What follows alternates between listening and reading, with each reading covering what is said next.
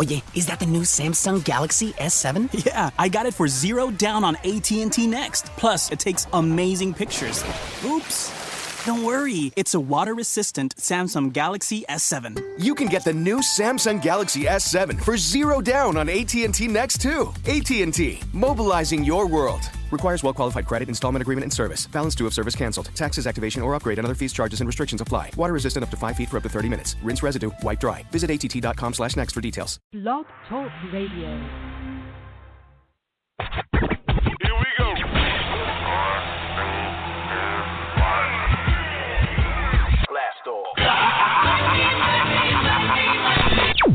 This is True Capitalist Radio. True Capitalist Radio. I am your host, the man they call Ghost.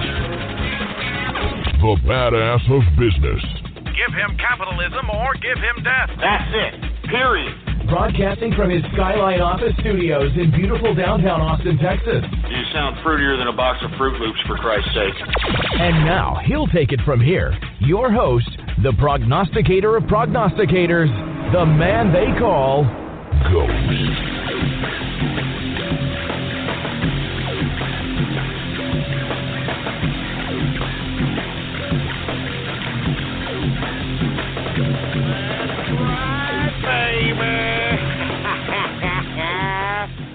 What's going on, folks? And thank you for tuning in with me to another edition of the True Capitalist Radio broadcast. And, of course, I am your host, the man they call Ghost. And once again, folks, I want to thank everybody for tuning in with me. This is episode number 279. 279 for all the folks that are keeping track of the True Capitalist Radio broadcast. And if you haven't already done so, folks, please let everybody know and spread it around like wildfire that True Capitalist Radio isn't affected in the house. We are live 4 p.m. Central Standard Time every Monday through Friday. So let everybody know, for Christ's sake, all right? We got all kinds of little buttons next to the player right in front of your face right there. All kinds of Facebook like buttons, retweet this button, social media buttons. Use and abuse those buttons, baby, all right? It's just a freaking click, for Christ's sake. How hard is that? Anyway, folks, if you haven't done so, please follow me on Twitter. Politics Ghost is the name to follow. All one word, no underscores. Politics Ghost. Anyway, folks, I want to thank everybody for tuning in with me. We've got a lot to get into today, so just going to go ahead and dive right into it, for Christ's sake. Donald Trump, of course, yesterday came out and had a press conference at Trump Tower, folks, to basically itemize all the veterans' donations that he gave during that time that he abstained from the Republican debates and decided to raise money for the vets by holding a fundraising speech or a fundraising rally. And, of course, ever since he did that, it seems as if the damn mainstream, lamestream media just badgered him about it, made him seem like he was a bad guy. Well, lo and behold, folks, yesterday he came out, and I know if you listen to the broadcast, you know that he read the damn lamestream, mainstream media, the damn riot act, boy. I mean, did you see the press corps, the people that were asking questions, for Christ's sake? They were crying like little babies, man. Are you kidding me? They're like, is this how it's going to be during a Trump presidency? Is this how you're going to treat us?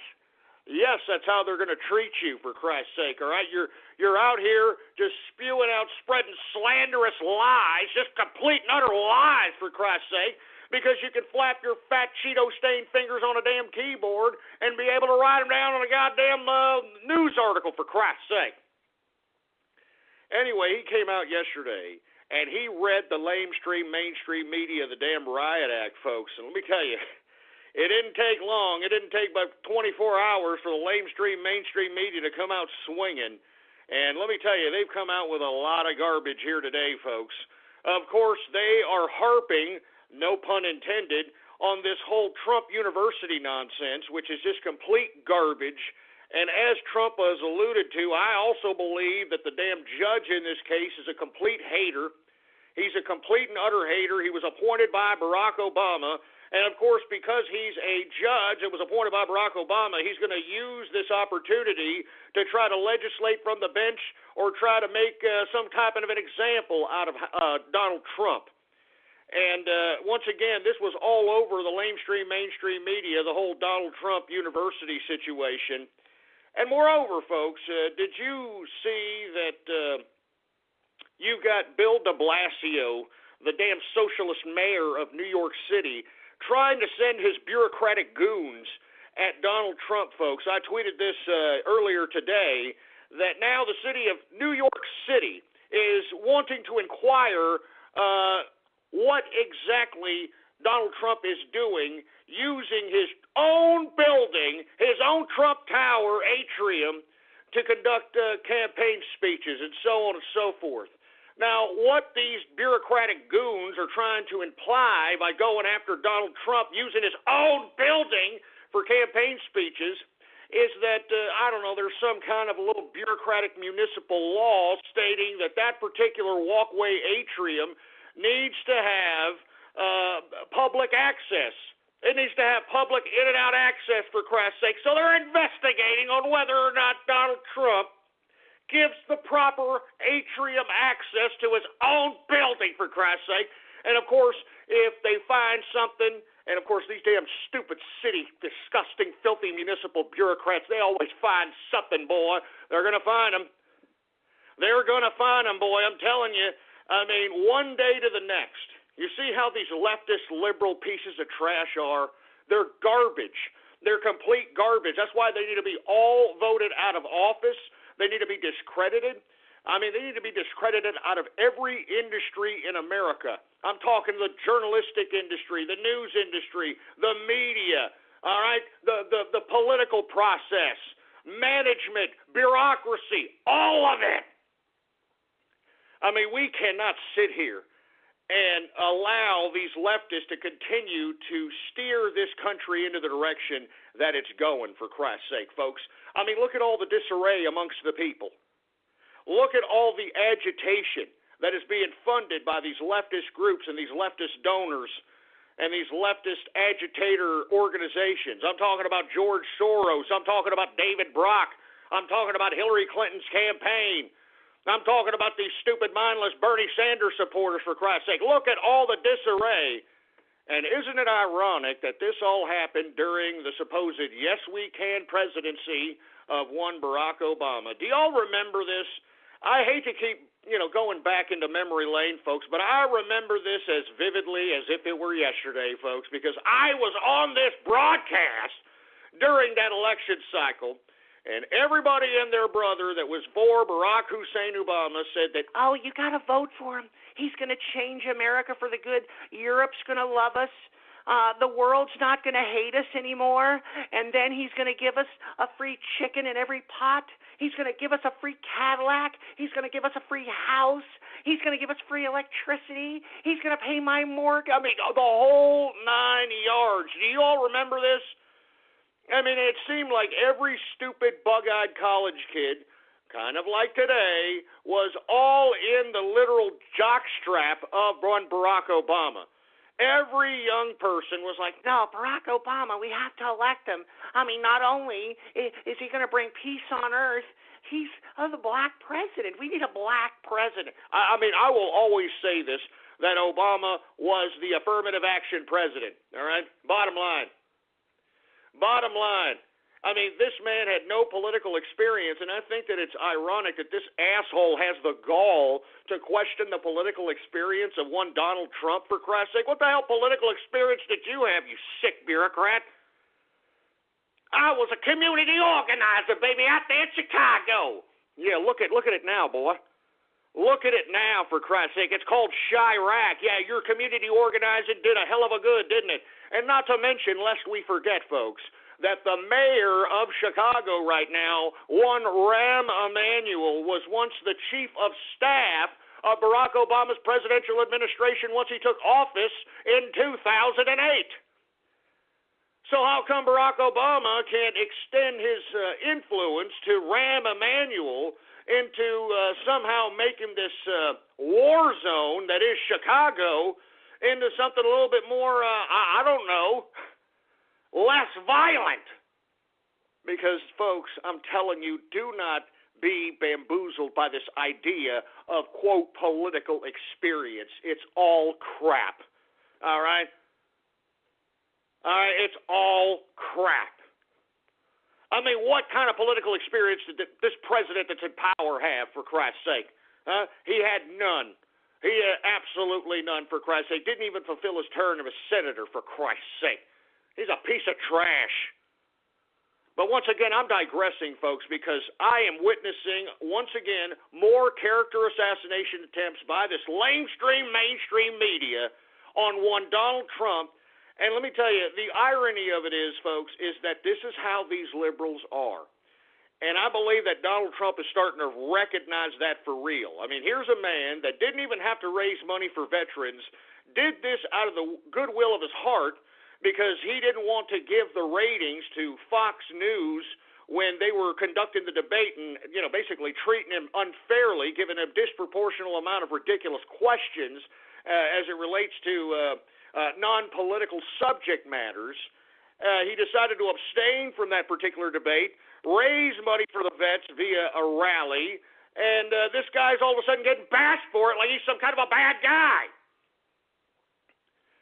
And let me tell you, only in America, only in liberal shitbag America, sorry, excuse my French, folks, but only in liberal shitbag America would one be literally character assassinated in the press for raising millions of dollars for veterans. Do you see how this leftist regime doesn't like our military?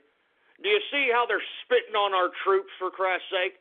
Yeah, they send them all to die at war, for Christ's sake, when they come back, they don't even want to take care of them. They don't want to care about them. I mean, did you hear this recently? I mean, the VA declared 4,000 troops dead that were still alive, for Christ's sake. That's how stupid and twisted and backwards the bureaucracy of the VA is, for Christ's sake. Jesus Christ.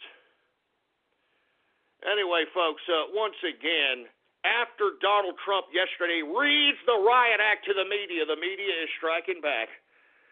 Striking back with this Trump University nonsense. And let me tell you, it's utter nonsense, all right? I mean, this judge is a complete hater, all right? I mean, prior to the spotlight on this particular case, the people that were suing Donald Trump, the class action lawsuit, the people that brought it, wanted to drop it. They wanted to drop the case, and Donald Trump said, no, look, I'm not doing it. I'm not settling out with you pieces of garbage. All right, I'm taking it to trial. And I don't blame him, for Christ's sake. If I had an army of lawyers, for Christ's sake, if I had enough money just to prove a goddamn point in a court of law, I'd do it. So I don't blame him for taking this to court. But once again, folks, I believe that this damn judge is a hater. Now, I mean, once again, the liberal media, and this is another few batch of articles that were highlighting this, that Donald Trump was, quote, hating on the Mexican judge in the Trump University trial, as if it's a racial situation, the reason why Donald Trump doesn't like this judge. It's the politics, assholes. It's the politics. It's the political motives. He is utilizing his power of the bench to exercise his political bias. That's why this judge in the Trump University case is an absolute hater. That's all there is to it. But look, the Trump train still moves on, folks. I mean, look, this is what the media has to do at this point in time, because they are trying to, kind of diffuse the spotlight that's happening in California. And I'm talking about the utter battle of California. I mean, we should just call it that, for Christ's sake, the utter battle of California, and that's between one Hillary Rotten Clinton and Bernie Doc Brown Sanders in this primary. Now, once again, folks, Hillary Clinton, all right? Hillary Clinton is all in California. Now, the Democrats today, this was a few batch of articles that I read, are trying to unify the party around Hillary Clinton prior to the California primary so that it can kind of encourage California leftists to go out to the polls and vote quote, Hillary Rotten Clinton, an institutionalist, bureaucratic Democrat that everybody knows and loves, and not crazy Bernie. You know, somebody that was just endorsed by Nicolas Maduro. Can you believe this crap? Bernie Sanders endorsed by Nicolas Maduro, calling him a comrade in the revolution. I mean, give me a freaking break. And for you that don't know, Nicolas Maduro is the leader of Venezuela, which is collapsing right before our very eyes. And if you've not seen the video out of Venezuela, well, then take the thumb out of your ass and get on some kind of a video site and search some of the horrific scenes that are coming out of Venezuela thanks to socialist, communist government of one Hugo Chavez. And then it was bequeathed to now the leader, Nicolas Maduro. But once again, folks, the Democrats are trying to rally around Hillary Rotten Clinton. I don't know if it's going to make one bit of goddamn difference, for Christ's sake, but they are trying. They are trying to rally. And let me tell you, I honestly believe that something is about to go down prior to the Democratic convention as it relates to this email scandal. It just seems to get worse and worse, all right? And I don't think, in my personal opinion, that Hillary Rotten Clinton is going to step down, all right? She is not going to step down even if she's indicted. Now, of course, I've heard around Democratic talking circles that the potential indictment of a Hillary Rotten Clinton for this email scandal is highly probable. It is highly probable. I mean, the reason they're dragging their feet on this is because, I mean, this is a very, very big indictment. It is going to indict someone who is running for the United States presidency. All right? Now, what I believe is going to happen, and let me tell you, I don't know if they're going to indict or not. I can't tell you that for certain because, like I've always said, Hillary Rotten Clinton and Bill Clinton know where the bodies are buried, literally and figuratively, in Washington, D.C. They will bring down the bureaucratic infrastructure in complete and utter shame by exposing the skeletons in everybody's closet, and this is the word from the grapevine, okay? This is why they have an indicter. This is why they let her run, for Christ's sake. This is why Joe Biden, before he even made a decision on whether or not he was going to run for president, Hillary Clinton just scooted his dumb, stupid, half-lobotomized brain out of the way and said, oh, I'm running for president. Before Joe Biden even made a decision, Hillary Rotten Clinton was out there stumping that she was running. And why do you think they let her do it? I'm telling you, she knows where the goddamn bodies are buried, boy. But if she's indicted, and it looks like she's, possibly going to do some time, because if they're going to indict her, it's going to be because of some treasonous activity.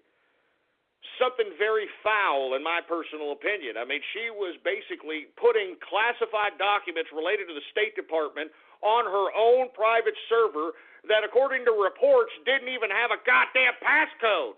So anybody could go in and out of there getting any document they want. And as I've always alluded to, in my opinion, I always believe that all the donors in the Clinton Foundation and the Clinton Global Initiative, all these people that donate to Hillary Rotten Clinton's campaign, these are foreign governments. These are not necessarily friends of America. And I believe that this particular private email server was a form of payment to be able to just leave documents vulnerable for whatever parties that wanted to get to those documents, download them, and put them in their possession. I've always believed this. I still believe it, and that's all there is to it. So, look, even if the Democrats try to unify, which I believe it's all hyperbole hyped by the media, if Hillary Clinton gets indicted, I believe that she is going to have to be negotiated to step down. I believe that she is going to have to be promised that Barack Obama will pardon her. I'm not joking. And this is like instantaneous pardon. I'm not even talking about a pardon at the end of this man's tenure. I'm talking like pardon before the end of the summer, all right? Because I believe that's the only way Hillary Rotten Clinton steps down because of this indictment, because of the unearthing of all the unscrupulous activity relating to this email scandal. she is going to have to be persuaded, and I believe, and according to the inside circles, this is what I've gathered as well, folks, inside baseball, that she wants an instantaneous pardon.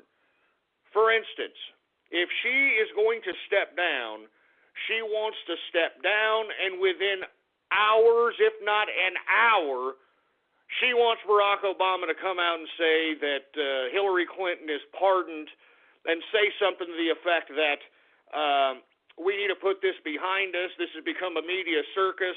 It is disrupting the American political system. So on and so, some bureaucratic excuse so that he can justify the goddamn pardon.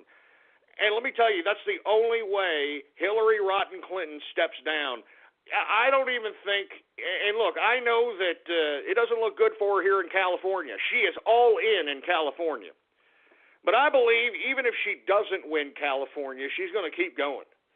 Because she actually believes that she's got all the super delegates in her pocket. All of them.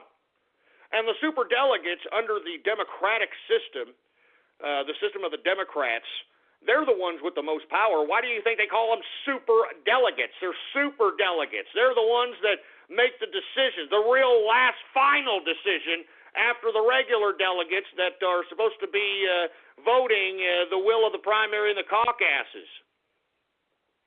I'm serious, man. So I think this is the only way Hillary Rotten Clinton steps down. And mark my words, I've been prognosticating very good as of late, huh? I'm telling you this right now. If she steps down, it's going to be a shock. And don't be shocked if within hours Barack Obama pardons her for this indictment that is going to force her to step down as the Democratic nominee. Now, folks, I don't know if you heard Sanders today, which was very weird, very precarious. I don't even know why Bernie even brought this up, but once again, it underscores why I believe this man's not serious as it relates to this presidential run, all right? I've never thought he was serious. Here about 2 weeks ago or a week and a half ago, Bernie started, punching Hillary Rotten Clinton in the jugular, for Christ's sake, and then he stopped. I mean, he's got an open season to take this woman down as it relates to this email scandal.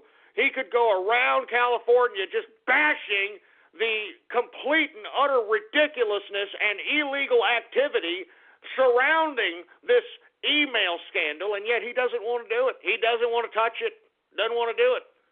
And then when he's probed about it by talking heads, he just says, look, I know I read the IG report, and it's bad, and the voters have to look and figure that out for themselves. But I'm focused on worried about getting to the middle class, making sure that I put people in gulags, making sure that I give people health care, and then I can put them in gulags, and that's what I do. I'm down with Nicolas Maduro. Did you hear about Nicolas Maduro? He embraced me.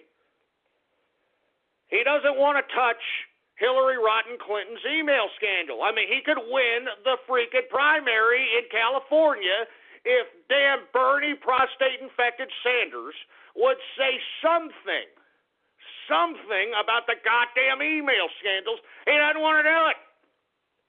He does not want to do it, man. He doesn't want to touch it.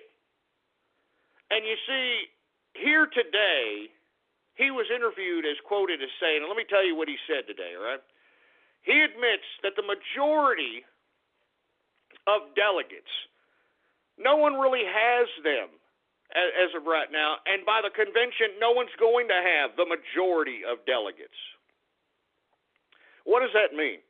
Why would Bernie Sanders say that by the convention, no one is going to have the majority of delegates?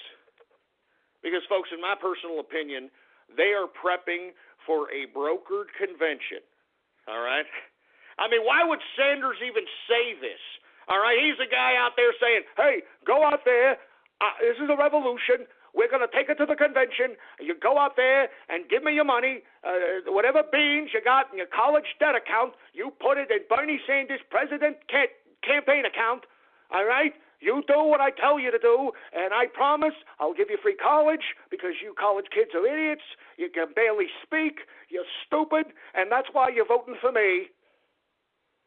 And you see, folks, why would, I mean, all kidding aside, why would Bernie Sanders say that by the Democratic convention, no one's going to have a majority of delegates. Why would he say that? Because he's not a serious candidate, you dumbasses. All right? All you feel the burn in your crotch assholes, you just don't seem to comprehend it in your stupid, simplistic brains. This is an establishment candidate trying to do the establishment's bidding.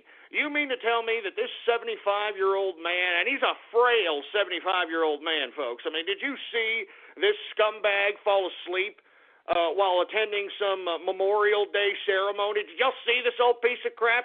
He's falling asleep, for Christ's sake, man. He's a grandpa. And let alone, do you think that this man has the energy at this point to continue on and go full throttle in a presidential campaign? Absolutely not. He barely has enough energy to do what he's doing now, for Christ's sake. He's 75 years old, man. I'm serious. I mean, did y'all see him? He fell asleep during a Memorial Day ceremony, for Christ's sake. He can't even keep himself awake.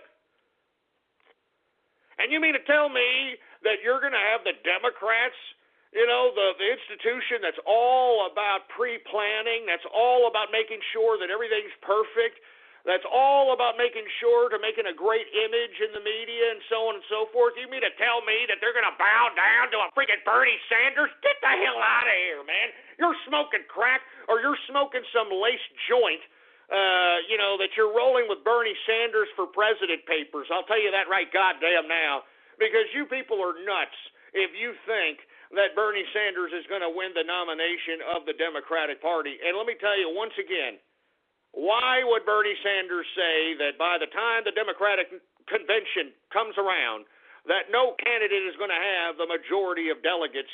Because, folks, he's prepping for Joe Biden. I'm telling you, folks, I'm not kidding. I'm not kidding. I mean, this is not a joke, for Christ's sake. This is a prep for Joe Biden, all right? Bernie Sanders would not have been quoted as saying this if he is a serious presidential candidate. He is not. And that's why I have put forth Operation Barrel Roll, because it's a troll, baby, because I'm telling you, the Bernie army is a fictitious bunch of garbage that is out there to go manipulate the group dynamic minds of these simplistic Bernie Sanders supporters. They're idiots. They're morons.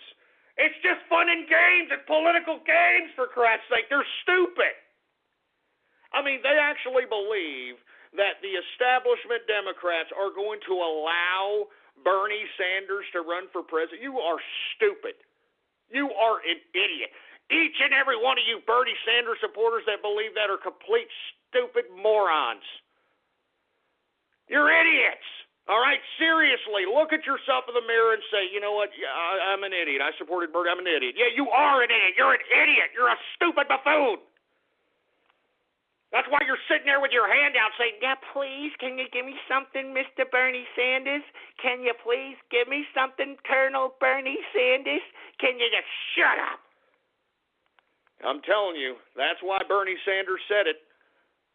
That's why he said that by the Democratic convention, no candidate will have the majority of delegates. He is prepping a Joe Biden. He is prepping a brokered convention at the Democratic convention. Do you understand this, folks? And I cannot wait. Oh, my God, I cannot wait to see the faces on all these leftist, socialist, little stupid college scumbags when Bernie Sanders comes out and demoralizes each and every one of you useless sacks of human protoplasm. Excuse me. I'm sorry. I'm picturing it in my head. I'm picturing these stupid hipsters crying, being so demoralized, you know, getting it right in their craw, hitting it right in their craw, for Christ's sake, man. I can't wait. I can't wait for Bernie Sanders to do this. I can't wait. I'm telling you, he's not going to be the presidential nominee. He'd be lucky if he's vice president, in my opinion. But word is, that isn't even a chance. Word around the grapevine is they're trying to prep a Joe Biden, and that's why you see political Pocahontas out here, Elizabeth Warren, flapping her fat Chief Slap-a-Ho fingers on the keyboard, talking all kinds of garbage to Donald Trump because they're trying to prep a Joe Biden, Elizabeth Warren ticket right after the Democratic convention happens. I'm telling you, if you don't believe me, just watch. Just watch. And I can't wait to see the Bernie Sanders people. I can't wait to see them. They're going, no, Bernie, I thought we felt the burn, dude. I thought we felt the burn, dude. Yeah, you felt the burn in your crotch, and now you're going to feel it right up your ass. Woo! Oh, man, I can't wait for the day. I can't. I really can't. As you can see, I'm lolling in my head, in my imagination, just thinking about these Bernie Sanders losers crying their ass off when Bernie Sanders kicks them right in the goddamn nuts with reality. Well, it's been a great campaign, but this is the Democratic Party, and they've decided that they are going to broker a convention, and I can't do it anymore because of my health. He's going to make some excuse. I guarantee he's going to make, because I'm old, or because, some crap. Something's going to happen to his wife. My wife, Jill, or Jenny, or whatever the hell her name is going to go under surgery. Some crap's going to happen. I'm telling you, I can't wait. I cannot wait. I can't wait. I'm sorry. I don't like these Bernie Sanders people. I don't like them. They're losers. They are life losers. I mean, every time I see a loser Bernie Sanders college kid, I'm thinking to myself, here is going to be a long-term detriment on society that those of us that are conducting ourselves in civil society are going to have to deal with for a lifetime. You understand this? I mean, every time I see a goddamn Bernie Sanders, liberal agitator, social justice warrior piece of garbage, I think, man, we are, as civil society, we as capitalists, those of us that want to live in civil society again are going to have to deal with this particular piece of nonsense for a lifetime. And that's why I've always advocated, folks. Hey, look, you want to live on food stamps? Fine. You want to live by having the government give you everything, food, clothes, housing? Fine. But be completely separate from society as far as I'm concerned. We need to separate people that do not want to contribute to human society any longer, completely separate from society. Because, folks, I am tired of seeing people that are so self-absorbed, egotistical, narcissistic, that are fat, useless pieces of garbage that collect entitlements, that make no contribution to society, that are shitting out children that they're not even taking care of, that are future burdens on society.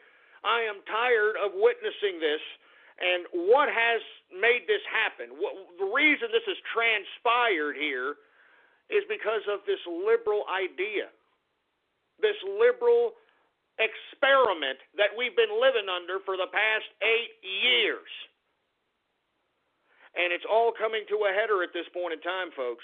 And that's why I am advocating. I always have advocated. I don't care if I take flack for this. I don't care. If you choose voluntarily, of course, that you want to continue to collect entitlements, you want to get a free house, free everything, well, then you don't have a determination. You don't have any kind of say on how much or what kind or any kind of value system or anything of that nature. You get what you get. And as far as I'm concerned, these people are getting way, way too much. They've gotten way, way too much. And you know what this says, folks? I mean, I don't take what has happened for the past 8 years as a total loss. I look at it as an example that those of us can look upon whenever these liberals try to make the debate that all the poor needs is a leg up. All the poor needs is somebody to give them a little bit of a boost. All they need is just a little bit of help, quote unquote. Look at all the help that these people have been getting for the past 8 years, quote unquote help, the quote unquote leg up, the quote unquote free food, free housing, free child care, free education. What have they done with it? They've done absolutely nothing. So the whole idea This whole liberal leftist idea that all you have to do is just give these people a little bit of an opportunity. Give. That's the key word, give. Not allow them to earn an opportunity or provide the avenue for an opportunity. No. Give the opportunity to these people that they're going to be able to bust out of their impoverished situation. Are you kidding me? This idea of liberalism, this idea of leftism that you just give people free food, free housing, free child care, free everything, is only perpetuated the idea of appreciating shamelessness. They're shameless. People are shameless now. I'm serious. I mean, just you can take a look at them, for Christ's sake. Completely shameless. And the people that are collecting these entitlements and food cards, food stamps, all this garbage, they have taken pride. They have found some level of pride in being a shameless piece of trash. And you see, this is by direct design, social engineering, via the entitlement system implemented by the leftist regime that's in power today. So once again, this is why I do not like Bernie Sanders supporters. And every time I look at one, I cringe, for Christ's sake. Every time I hear one on the interviewed by some freaking outlet, I just cringe, for Christ's sake. I cringe.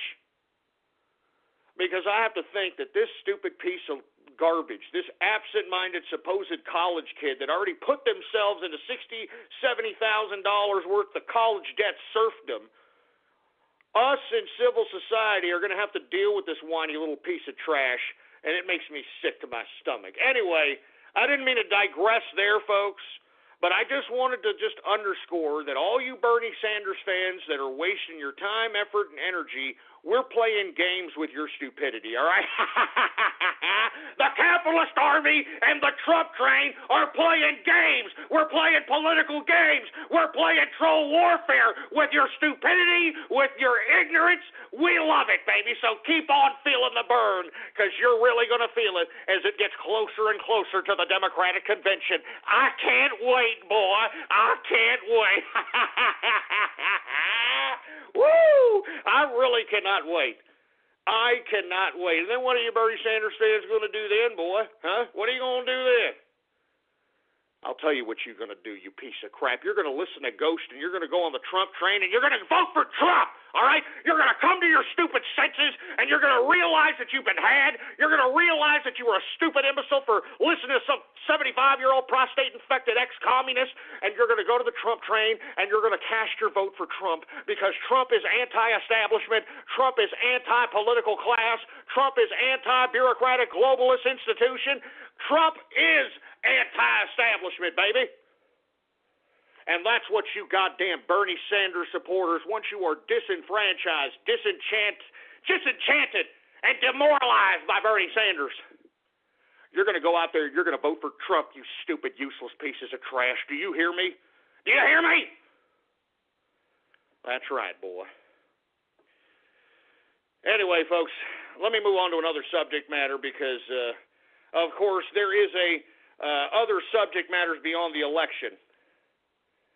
Y'all hear Obama out here? For some reason, he wants to continue to go out speaking. He's a lame duck president, and yet he insists that we continue wanting to see his mug, for Christ's sake. This is what a typical leftist, you know? Each and every one of these communist, socialist leaders, that's all they like to do. They like to make these long speeches. They like everybody to sit there and listen to them, and everybody's like, yay, yay. I mean, they get off on that. I'm serious. They're playing pocket pool with themselves while they're doing the speech, doing this crap. Now, Barack Obama, for some reason, he's going to go out to Elkhart, Indiana, all right, and he's going to speak about his economic record. I mean, what he's trying to do is trying to rewrite the narrative of his legacy. He is going to make the case for his economic record. He is going to defend his economic record. And, folks, I think that everyone during this speech, if it hasn't already done so now, because I don't really keep up with Obama. I don't really want to hear what this man has to say. He's a complete sociopathic, psychopathic liar, all right? Complete socio and psychopathic liar, for Christ's sake, all right? And it makes me sick. It makes me sick to my stomach that this man was our president, and it makes me sick to my stomach that the American people were that stupid and that ignorant to not only vote for this complete, blatant, lying sociopath once, but twice. All right, I'm serious. That's why, with all due respect, folks, I mean, I haven't done very badly in the Obama administration. I'm going to be completely honest with you, all right? But let me tell you, here towards the end, I'm witnessing everybody suffer. All right, I am seeing people that were once real lavish living, you know, throwing their money around like it ain't nothing, you know, cutting back to say the least. All right, cutting back to say the least. All right, and the reason is, folks, is because the money isn't circulating around anymore. It's all tied up in assets right now. All right? Now, I'm serious. We got an asset bubble going on out here. I mean, all the money is in the stock market, and I don't understand why the stock market is still at these levels at this point in time, folks. And once again, I guess I can't understand, but if you were a traditional investor that grew up understanding the stock market through traditional investment times, one would never understand why in the hell this stock market is still afloat. I mean, we're witnessing global slowdown. I mean, you know, we're having obvious economic retraction. The only ones that aren't admitting it is the government. The government's trying to cook the books to prop up this ridiculous stock market, because that's how the stock market has been reacting for the past several quarters. I don't know if you've noticed this, folks. Whenever the government puts out some positive numbers, all of a sudden these fund managers, these hedge funds, mutual funds, these money managers that basically run the stock market start buying, you know, increase the stock market, for Christ's sake, given the appearance that there's still some level of liquidity, that there's still some level of profitability in the stock market. There is none. And when it's whenever it crashes, it's going to crash hard. And that's why I'm advising everybody who is listening to the sound of my voice. That's why I don't even do any overview of the markets anymore, because that crash is imminent. And folks, I am sitting on lots of liquid, and the reason that I'm sitting on lots of liquid, no pun intended, because there's a lot of rain out here, but liquidity. I'm talking about cash money. All right? The reason I'm sitting on a lot of cash money is when this damn thing finally crashes, I'm going right in there, bottom feeding like a goddamn vulture, baby, like a damn lobster at the bottom of the ocean, baby. You understand that? I'm telling you, and that's where wealth is created. All right? Because, folks, it's just another cycle. It's going to go down, and then it's going to go right back up again, just like it did in 2008. And I told all you people, all right, when I started True Capitalist Radio, all right, the Dow Jones Industrials was at 8,000 points, all right? At its peak, it's reached, close to 19,000 points? I mean, just imagine, had you just value invested blue chip stocks back then, even if you didn't have the money, you just value invested. You just put $200, $300 a month into whatever blue chip stock back then, for Christ's sake, you would have some major assets that you could either take a loan out on, you could liquidate, you could do a lot of things. I mean, you become valuable. You have net worth at that point in time, and that's the whole point of being a capitalist, is acquiring net worth. But you see, folks, it's kind of hard to do so in this Obama economy. You know what I mean? It's kind of hard to do so, and let me tell you, you can look back in the archive. I've been discussing this for years. It's the merging of Wall Street and the government. The merging of corporations and the government is the reason why our economy is so goddamn stagnant. I mean, this is why Donald Trump's presidency is so important. He is going to distance these corporate bonds that have become so in bed with the government. The government has no business protecting businesses. Do you understand this?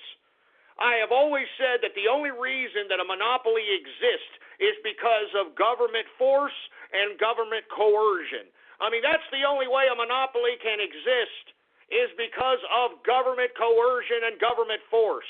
Because at some point in time, the consumer will finally get fed up with whatever supposed private monopoly that is cornering whatever market and go to any other competitor for any other reason, even if it's for principle, for politics, for social reasons, for whatever. But you see, they can't do that when the government coerces the people into only having this as an option, or force the people to only have this as an option. And that's how monopolies are, that's how they are created, that's how monopolies are created, that's how they're sustained, and that's how they survive. By government coercion.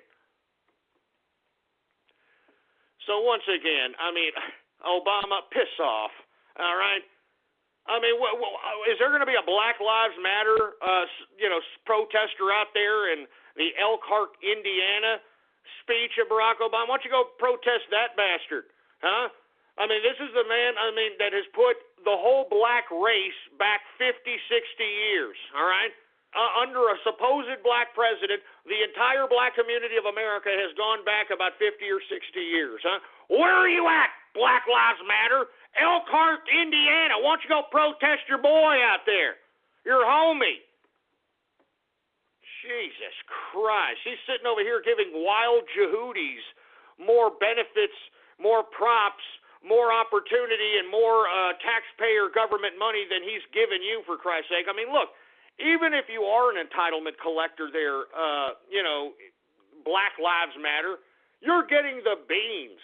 You understand that? You're getting the beans from what the immigrants of this country are obtaining through the entitlement system thanks to Barack Obama. He's treating you lower than immigrants. Do you black people understand that? Do you black people understand that? Obama is treating you lower than immigrants. Immigrants are getting better treatment at hospitals. Immigrants are getting better welfare checks. They're getting better housing. They're getting better education. They're getting better opportunities than you people. You see what I'm saying? But once again, you people are idiots. You have no concept of what the hell, whether you're coming or going, for Christ's sake. To be honest with you, the majority of some of you dumbasses out there that voted for Barack Obama, that are Bernie Sanders supporters, that are Hillary Clinton supporters, cuckold connoisseurs. I'm serious. I think that's what we have in today's America. A bunch of cuckold connoisseurs that are probably going around and becoming used urinal cake curators. All right? Seriously. I mean, there's one for the internet for you right there, right, boy? There's one for the internet. These goddamn supporters of the left are cuckold connoisseurs that probably go around and collect used urinal cakes because they're urinal cake curators. All right? There you go. There you go, internets. Take that and shove it up your goddamn digital uterus. Jesus Christ. Geico presents sharing versus oversharing. Earlier this week, Claire Tippins shared a princess nickname generator, 3 pictures of her dog wearing a tutu, and 2 online quizzes, including what candy is your dream castle made of? Claire, your sharing has tipped the sugar scale and turned into oversharing. But have no fear, princess. Geico has something worth sharing with your internet kingdom, like how you could save hundreds on your car insurance just by visiting geico.com. No magic wand required. Geico, 15 minutes could save you 15% or more on car insurance.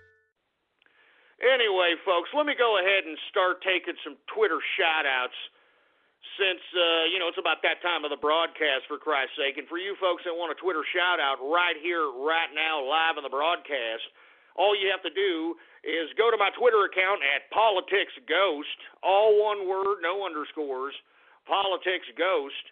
And all you got to do is retweet the first tweet on my Twitter account, for Christ's sake. And, I'll give you a damn Twitter shout-out right here, right now, live in the broadcast. And the tweet that you need to retweet is True Capitalist Radio Now Live, baby. True Capitalist Radio Now Live. Anyway, let's go ahead and get to some Twitter shout-outs right now. Hey, do we have any Twitter shout-outs, engineer? All right, here we go. We got Metroid Junkie in the house. What's going on? We got Mr. Krabs. Yeah, that's funny. Austin FEMA Rescue. Yeah, shove it up your ass, for Christ's sake. The Brony Network in the house. Left legs in Saigon. You son of a bitch. All right, look. We're not going there, all right, assholes, all right? That's enough of that crap. You trolls, you're trolling that out already, all right? I mean, you idiots know how to freaking beat a dead horse and completely juice the hell out of something to where it just is completely ridiculous, for Christ's sake. Anyway, Rubber Duckies for Texas. Yeah, real funny, asshole. Real funny. IRA Chip Shop. Oh, that's bad, man. Come on, man. That's bad. It's almost as bad as that drink, the Irish Car Bomb. Have you ever heard about that drink? Yeah, anyway. We've got UCLA done goofed. Oh, that's horrible. You see, it's not even a couple of hours after the shooting. Look at these sick-ass trolls. Look at them. Look at them. We've got UK Ghosty in the house. Metal Capitalist in the place. Austin Aquifer. Yeah, real funny. Look, this is not a laughing matter, for Christ's sake, all right?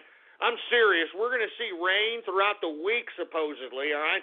And that's enough. I'm telling you, Harp and NASA and all you pricks that are sitting out here messing around with the atmosphere, implementing weather warfare, for Christ's sake, don't you make me do it. I'm going to start building Orgon cannons to blast these goddamn clouds out of the sky if you don't stop. I'm not joking. I'm getting a goddamn Orgon cannon. I'm going to point it up to the sky, and those goddamn clouds are going to dissipate like they ain't shit. Don't make me do it, Harp. Don't make me do it, boy. Yeah, that's right. I know about Orgon. Anyway, we got John S.K. Woe in the house. We've got SRV helicopter tours. I don't know what the hell that's supposed to mean. Hopefully it's a business. We've got Ghost Intro for sale. Shove it up your ass. Do not. All right? Do not sit here and make fun of my intro. That's the best intro in radio today. We've got Cincinnati Gorilla Glue. Oh, man, that's horrible. That's just horrible, for Christ's sake, man. And not to mention, did y'all hear that the family is being investigated of that kid that was, dumped into the damn gorilla enclosure or whatever the hell it was. Anyway, we got Venezuela for Templeton. Oh, shove it up your ass, all right? That's not funny. All right? That's not funny. They're eating their own dogs and cats in Venezuela because they're starving, huh? There's a socialist utopia for you there, Bernie Sanders fans. How you like that, huh? Stupid morons. I'm telling you, that's another reason why these Democrats don't want Bernie Sanders running. All Donald Trump has to do is say Venezuela, drop the mic, and then just leave the stage whenever any debate with Bernie Sanders comes about. Give me a break. We got Manhood Magic in the house. Vaporwave for Texas. Son of a bitch. We got, I'm not saying that disgusting name, for Christ. Shut up your ass. We got Ann and the Wizard. We got Veta Forum Wars in the house. We got Capitalist UK. We got Set Sail to 6th Street. Look, enough of the goddamn raid jokes, all right? We got Alex Bosey in the house. We got UCLA Gun Range. Oh, Jesus God. Christ, I'm telling you, you sick son of a... I can't believe this, man. I mean, that just happened a few hours ago, for Christ's sake. Oh, good God. I mean, do y'all hear this, folks? This is the internet, for Christ's sake. This is the internet. I mean, this is why these moron trolls out here are giving fodder. They're giving credibility to these damn bureaucrats to implement these stupid, ridiculous free speech laws on the internet. These are the guys that are doing it. They're the ones that are doing it. It's their fault. It's their fault. Blame them. Blame them. Blame them for the end of the internet. Blame them for the end of the internet, boy. because they're sorry sacks of crap. Oh, my God. Give me the mic. Give me the mic. Give me a freaking mic on this freaking piece of crap. Give me the mic. I'm telling you. Yeah. Just wait, all right? You dumbass trolls are making the internet censor itself. It's because of you. It's your stupid fault. It's your stupid, ignorant, useless fault. And then once they take away the internet, what are y'all going to do then, huh? What are your stupid, useless, ignorant asses going to do then? Nothing. You're probably going to be in a FEMA camp somewhere sucking on some freaking Soylent Green machine. Jesus Christ. Who else do we got going on over here? We've got sarcastic Smash in the house. We've got Sergeant Yoda in the place. Wheelchair Wednesday. Shove it up your ass. I'm not a cripple. We've got the Bird 123455. We've got it_ain't_me in the house. Raiden Snake in the place. The dog from Vice City. Tyson Rocket in the house. ShamWows for Texas. Yeah, shove it up your ass. Trump makes a enemy real. Shove it up your ass. Let me know Trump hates enemy. We got Vesper the Snake in the house. Once again, if you want a Twitter shout-out, all you have to do is retweet the first tweet on my Twitter account. And, of course, the Twitter account is PoliticsGhost. All one word, no underscores. We've got Ghost for censorship. No, I'm not for censorship, asshole, all right? It's you idiots. You idiots are giving the fodder to these damn bureaucratic freaking idiots that want to regulate everything. You are giving them the credibility, you stupid morons. Jesus Christ. Don't you understand that you are giving them the credibility to do so? And if you ask yourself, well, why is that, Ghost? Why am I giving them the credibility for trolling? I'll tell you why, you idiots. Because you've trolled so many people that people are tired of it and they're willing to relinquish their internet rights to expose you people and to stop you people from doing what you're doing. Do I agree with it?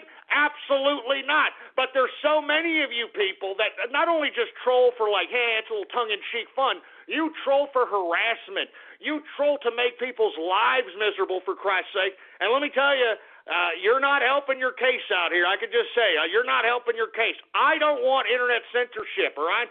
I'm all about free speech. I mean, just listen to my show, for Christ's sake. But you idiots, you're giving fodder to these goddamn stupid leftist liberal bureaucrats. It's you stupid freaks. Anyway, we got Karaskin in the place. What's going on to my boy Karaskin? Who the hell else do we got? We got Exara Hawks in the house. Mouse Ghost. Shove it up your ass, all right? Jesus Christ. We got Taco Capitalist in the house. Venezuela in Hambone. Oh, that's horrible, asshole. That's just horrible. Rice Patty Capitalist. Rice Patty That's it, all right? I'm not doing any more Twitter shout-outs. Screw that crap. You see what I'm saying? You people are never going to learn this crap. You're never going to learn. You see, that's why we can't have nice things. Haven't you ever heard of that damn saying, huh? That's why we can't have nice things, because of you milky lickers. Huh?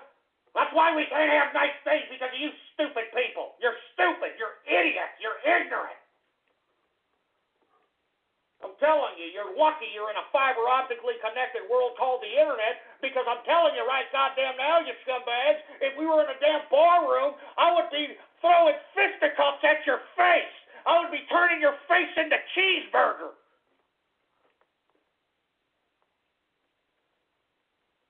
You son of a bitch. Give me the goddamn mic. Give me the mic. Take the goddamn Twitter shout-outs off my screen, engineer. I don't want to say anymore. I'm done. I'm done with it. Jesus Christ. Anyway, folks, once again, this is what you get for trying to make the show a little interactive with this cesspool that we call the internet out here. I mean, you're witnessing it, this crap, huh? I mean, I'm telling you, it's an unfortunate shame. Take advantage, folks, while the internet is still free. Take advantage, all right? because these stupid idiot troll morons, instead of trolling for a purpose, instead of partaking in Operation Barrel Roll, instead of going out there and being political and preserving their right to free speech, they're out there just harassing people, throwing Pop-Tarts in their suck hole, flapping their fat Cheeto-stained fingers on the keyboard, thinking it's funny. But what's going to happen when they can't do that anymore, huh, folks? What's going to happen when they are going to force everybody to be out in the open on whoever the hell you are on the internet, for Christ's sake? What's going to happen when they turn off the internet? And the internet is nothing more than these popular social media websites. And there is no free web searching outside of the realm of a Facebook, outside the realm of a Twitter, outside the realm of whatever social media site that you choose to go and partake your little damn internet activity in, for Christ's sake. What are you going to do then? I mean, you morons, do you understand that in the EU, they're going to start taking down supposed hate speech, whatever the hell that means? All right, whatever in the blue hell that means. They're going to start taking out hate speech within 24 hours out there. I'm telling you, especially the people that are living in the European Union and out there on the other side of the pond, your free speech is already being taken away from you, all right? So you don't even have a dog in this fight, unfortunately. Y'all have already given up, I mean, in my personal opinion, all right? I mean, y'all have submitted to socialism. Y'all submitted to this garbage. Y'all believe that the bureaucrats were going to do everything for you. And now look at you. You're being dominated by a bunch of wild Yehudis that you let into your country with open arms, for Christ's sake. And now look at you. You're being dominated by a bunch of wild Yehudis. And you know what pacified you? You know why you're not fighting back, for Christ's sake? Because socialism pussified you. The idea of living under socialism for about 20 or 30 years pussified you, turned you into a bunch of meek, mealy-mouthed, no-balls-having people. Let me tell you something right now. These damn wild Yehudis come up here and start acting a freaking Sharia law fool out here.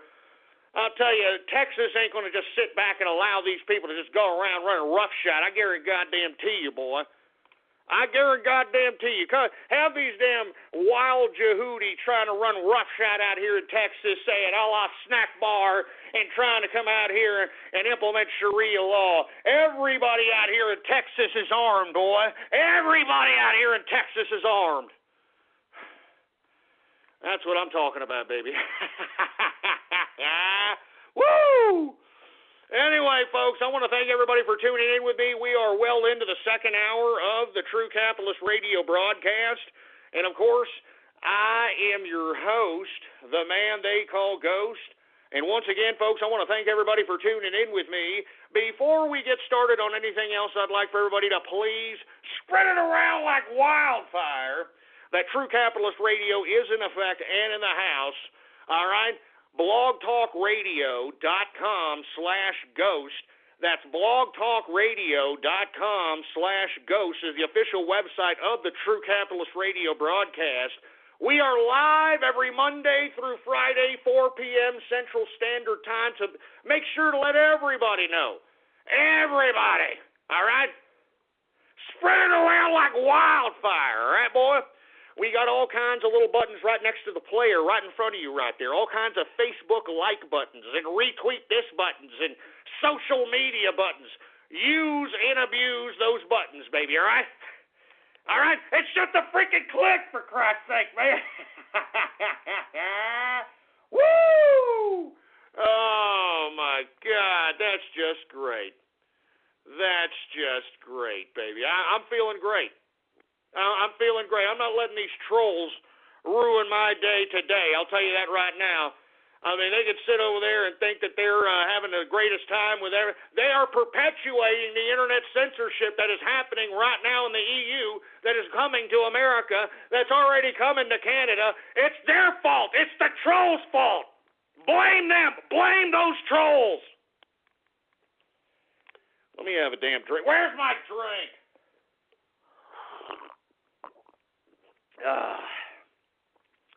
Good stuff, baby, good stuff. Anyway, folks, let's move on to the next subject matter because, I'm getting tired of, talking to these fruit bowl trolls.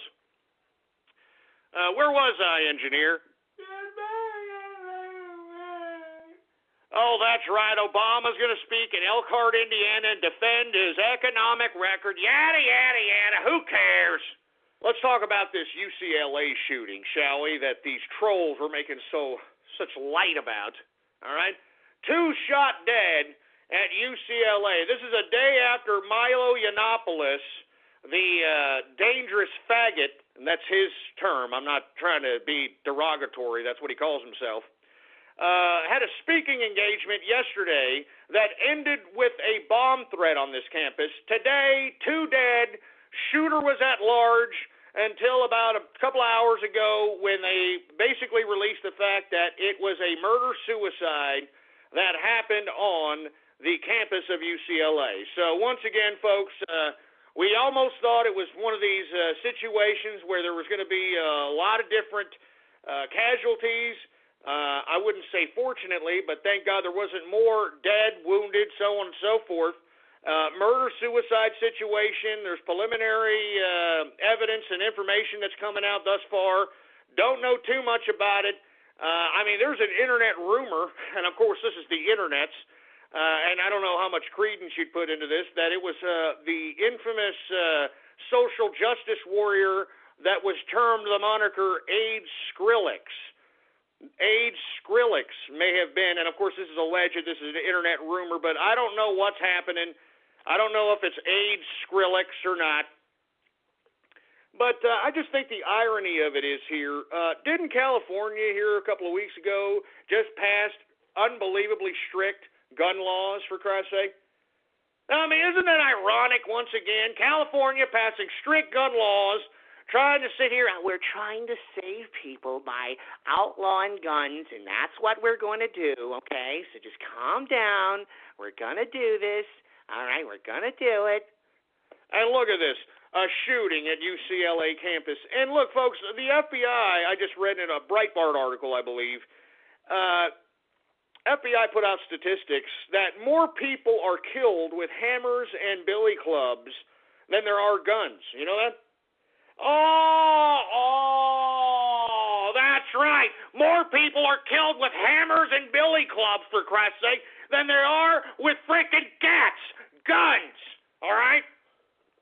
So what does that say about the whole gun control movement, huh? What does that say about the whole gun control movement? There is another motive beyond the whole supposed violent, propagandized idea. There's a whole other motive, folks. And all you have to do is look at Europe and look at how they took away the guns from them and take a look at how the socialists brought in the migrants to dominate their society. That's the motive right there, folks. That's the motive. So once again, FBI statistics say that more people are dying and murdered with hammers and billy clubs than guns. So can we outlaw hammers then? Is that what we need to do now? We got to outlaw hammers? Say no hammers. Stop the hammer murder. Hammer control, baby. Hammer control. I mean, good God. I'm serious, man. I mean, hammers and billy clubs are killing more people than guns, for Christ's sake. And, of course, you tell these gun control advocates this, they're going to be like, no, I don't believe you.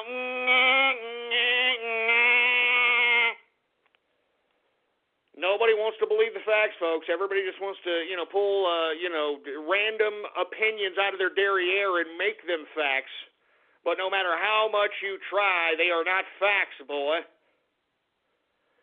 So once again, all right, UCLA shooting, 2 dead, murder-suicide, in the state that just passed strict-ass gun laws to prevent this, and it looks like it's not doing a very good job, all right? And that just goes to show you also, folks, the murder capital of America right now, Chirac, Chicago, has the toughest gun laws in the country.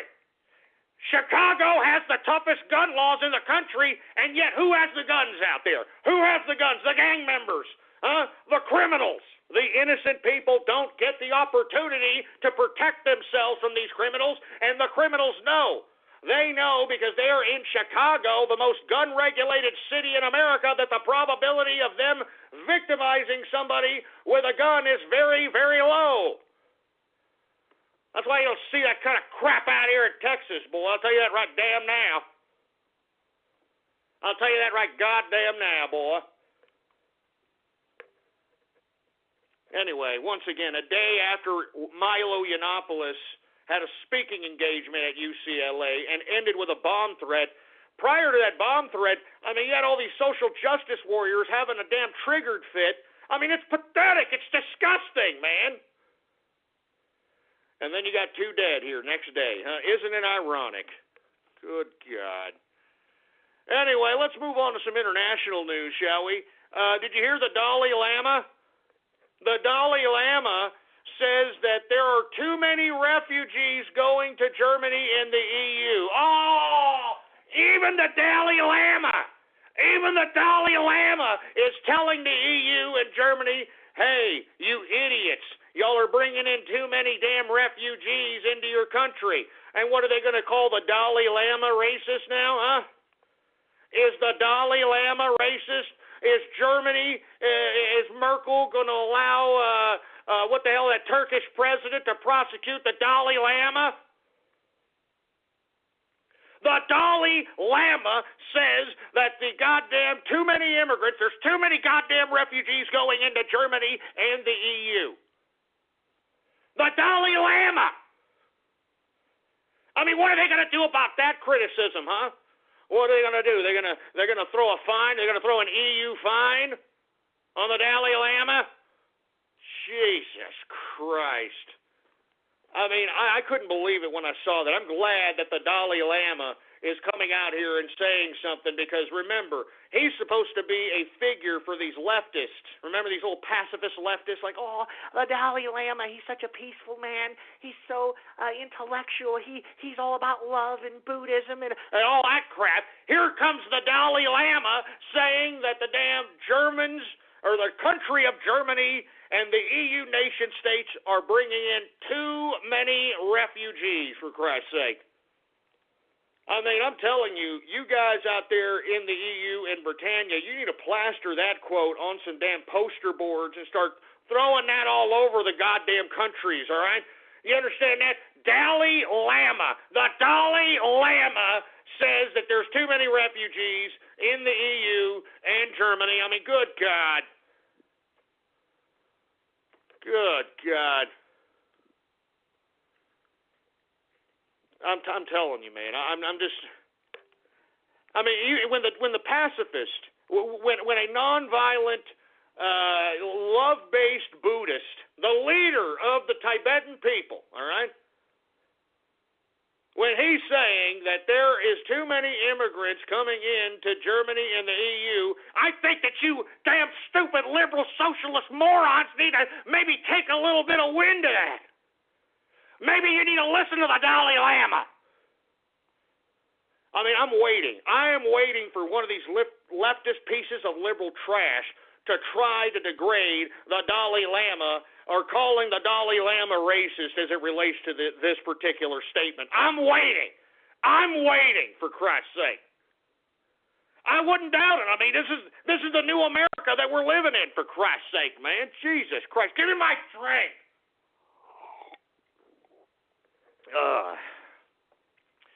Good stuff, man.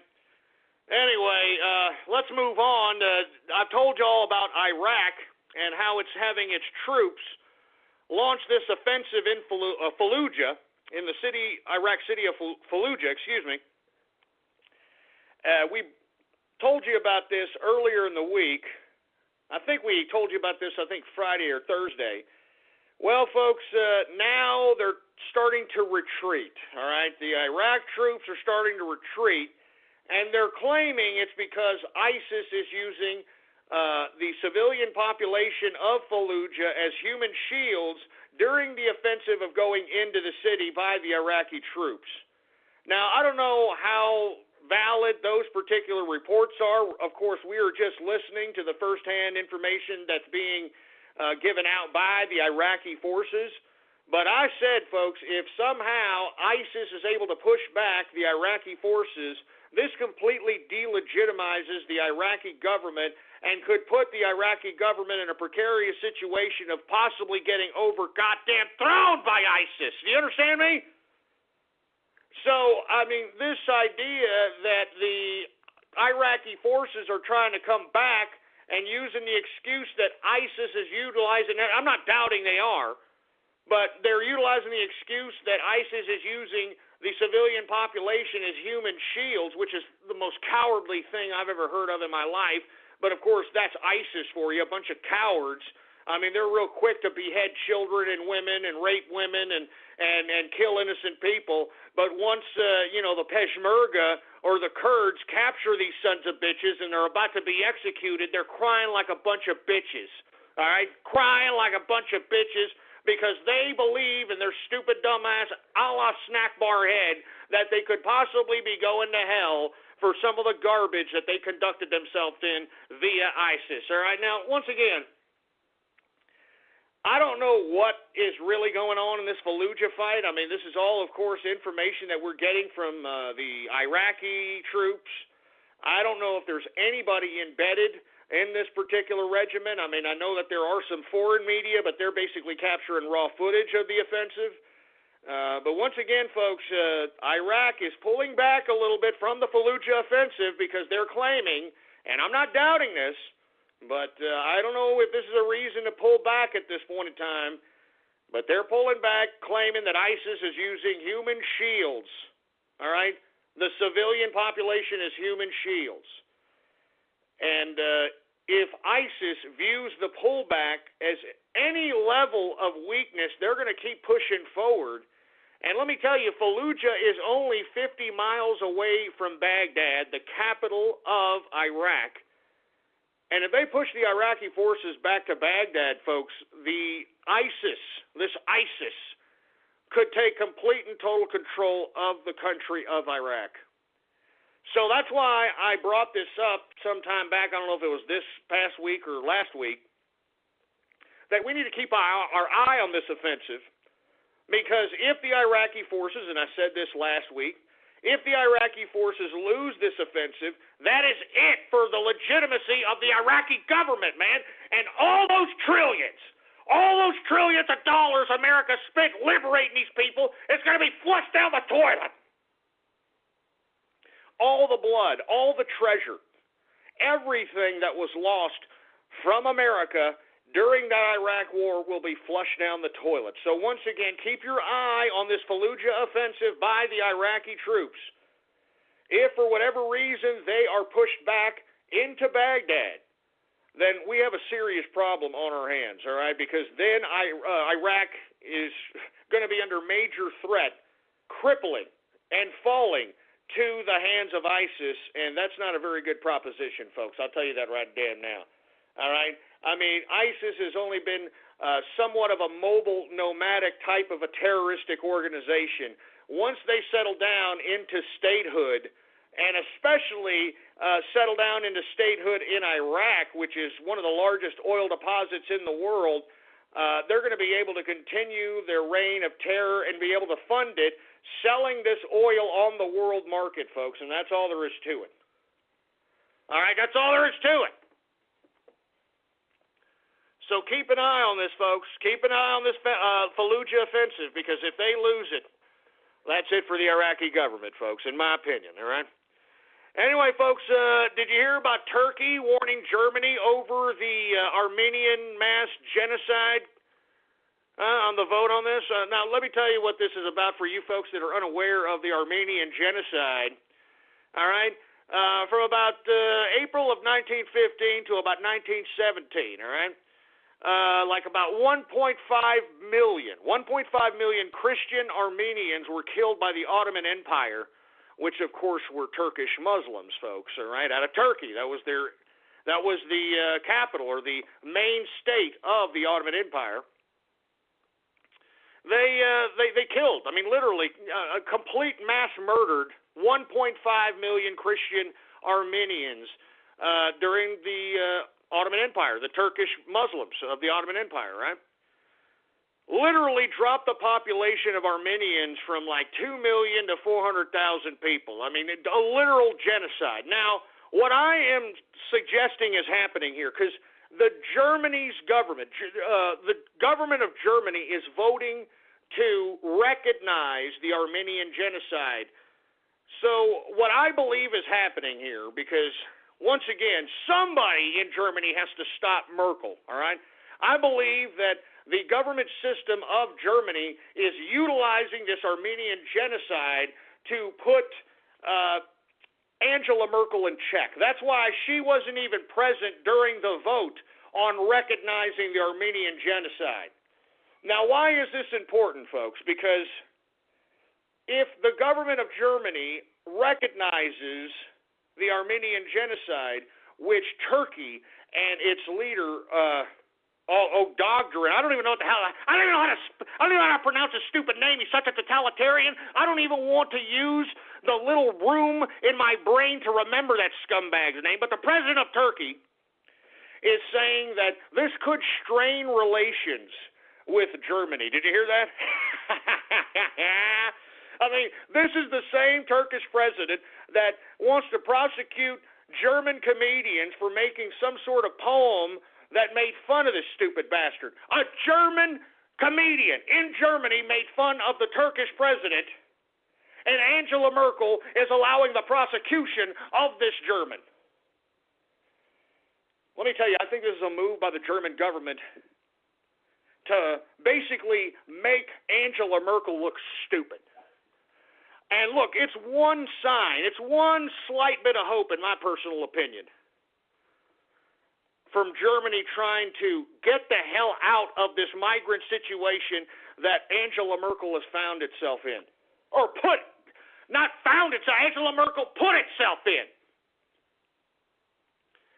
And I believe that by doing this, recognizing the Armenian genocide is going to piss off Turkey, meaning it's going to undo any kind of agreements, any kind of agreements that have been put forth by Angela Merkel via the European Union, so on and so forth. It just completely ruins what Angela Merkel has been trying to build with Turkey. You know what I'm saying? So I believe that this is basically payback, all right, for Angela Merkel and the migrant crisis. And let me tell you, if they recognize the Armenian genocide, I've already read that there are a bunch of Turkish immigrants that are going to go apeshit in the country of Germany. And who are they going to direct their frustration at? They're going to direct it at Angela Merkel. And I think that is the precise plan of this whole Armenian genocide recognition by the German government. I think they are trying to put Angela Merkel in a precarious situation. I think they're trying to put her in check. This broad has been drunk with power, and now they are utilizing her own strategy of bringing in migrants into the country to dominate the domestic population, to incrementally bring in totalitarianism and a whole new culture, i.e. Sharia law. This is the German government's way of saying, hey, oh, you want this? You want this there, Merkel? Here, we're going to recognize the Armenian genocide that Turkey does not acknowledge. They don't want to acknowledge it. Turkey considers the Armenian genocide civil war. It was just a civil war. It was just a consequence of civil war. It's what happens. All right, hey, it's what happens, a civil war. And you see, this president of Turkey has already said that this is going to strain relations with Germany. It could potentially strain relations with the European Union. And I think this is exactly what some of these smart bureaucrats, and I hate to say that there were smart bureaucrats, but there are in the German government, to basically put forth and actually collude with enough people within the German government to put forth this initiative to recognize the Armenian genocide, to basically put it into actual law that the German government is going to recognize it. And if the German government recognizes it as a genocide, folks, then, it can move forward to be recognized on an international level. And once that's the case, then Turkey has to account for that to some capacity, whether it's in a world court, whether it's in the UN, or whatever the case might be. Because remember, Turkey is trying to play these international bureaucratic games. All right? And what the German, I believe it's a parliament, What the German parliament is trying to do is trying to utilize the rules made in the game in the bureaucratic institution, both nationally and internationally, trying to utilize those rules against Angela Merkel, and it's working perfectly. She didn't even show up to the vote. She didn't even show up to the parliament. She's scared. She's running scared. She knows she's going to have to be accountable for all the destruction that she has brought on her country. And she knows that she has lost confidence in the government. The German government has lost confidence in Angela Merkel, and she knows it. So once again, look out for this situation. I believe this is going to be a very big thorn in the relations of Turkey and Germany, because Germany will recognize the Armenian genocide. I think that's great. Brilliant political move by the politicians within Germany. Brilliant political move. All right? Brilliant. I'm sorry. I mean, it's brilliant political move. You got to give somebody their due, all right? Anyway, I want to leave off with this Philippine president. Have you heard about this guy? Rodrigo Duarte? Yeah, you heard about this stupid idiot? Now, a lot of people have been wanting me to talk about this guy because the mainstream media are trying to make a Trump comparison to this idiot. But look, this guy is an absolute third world 2-bit idiot, all right? I mean, the guy has drunkard lines all over his face, all right? Like he's been shooting back shots every day, in my opinion, all right? Anyway, this scumbag, with all due respect, is one of the most inarticulate, third world imbecilic assholes that one could ever conjure up in their head, all right? I mean, when you think of a third world country that is electing, some 2-bit trash leader, you think of this Rodrigo Duarte, all right? Anyway, he endorsed the killing of, quote, corrupt journalist. You know what I'm saying? So, I don't believe that journalists should be killed. I think journalists, if they are trying to expose the truth, the last thing they should be is killed, all right? But, of course, if you've got a dishonest journalist that's putting out pure trash, there should be some level of legal system one can go through before becoming judge, jury, and executioner and killing a journalist. But this goes to show you the type of change that's going to happen in the Philippines. And I want to warn anybody who is in the Philippines, who happens to be a journalist, independent person, somebody who's a blogger, anything of that nature, you obviously now have a bullseye on your head. This is one of these leaders, Rodrigo Duarte. He doesn't like to be talked about. He's obviously going to use his government to kill anybody who is going to make fun of him or going to criticize him or going to question him on a political scale. This is not a very good sign for the Philippines.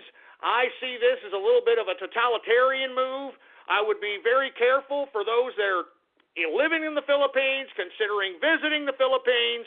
I think that this Rodrigo Duarte is a goddamn totalitarian piece of crap, and any comparison between him and Trump is pure slander, and it's pure left-wing media propaganda, because Rodrigo Duarte is a complete and utter half-witted, 2-bit, ridiculous, looks like half a drunk, cigarette-smoking totalitarian. He's a piece of trash, all right? Endorsing the killing of corrupt judges. What an asshole. What an asshole. Stupid son of a bitch. And what the hell is the Philippines anyway, for Christ's sake? I wonder if he's going to keep that law. There's a law in the Philippines that if you own property, right, and you're not living in that property, that squatters can come in and legitimately squat on that property, for a certain period of time. I'm not joking. This is the kind of stupid third world sick-ass laws that are out here in the Philippines, for Christ's sake. It's stupid. It's stupid, man. Anyway, I don't want to talk about that scumbag anymore, folks, but I do want to talk about something, all right? Today, or what is it? It's June 1st, right? Well, supposedly it's the beginning of Pride Month. Oh, yeah, LGBTQ Pride, dude. Now, look, folks, I would strongly advise you, if you happen to know anybody who is homosexual, gay, lesbian, transgendered, whatever the case might be, gender fluid, queer, retweet them right now. Tell them the show is on. Tweet the gay rights activist groups, because this is a very important situation I'm about to talk. And let me tell you, it may get their anal camel toe into a little bit of a bunch about me saying so much goddamn truth about their goddamn community, all right?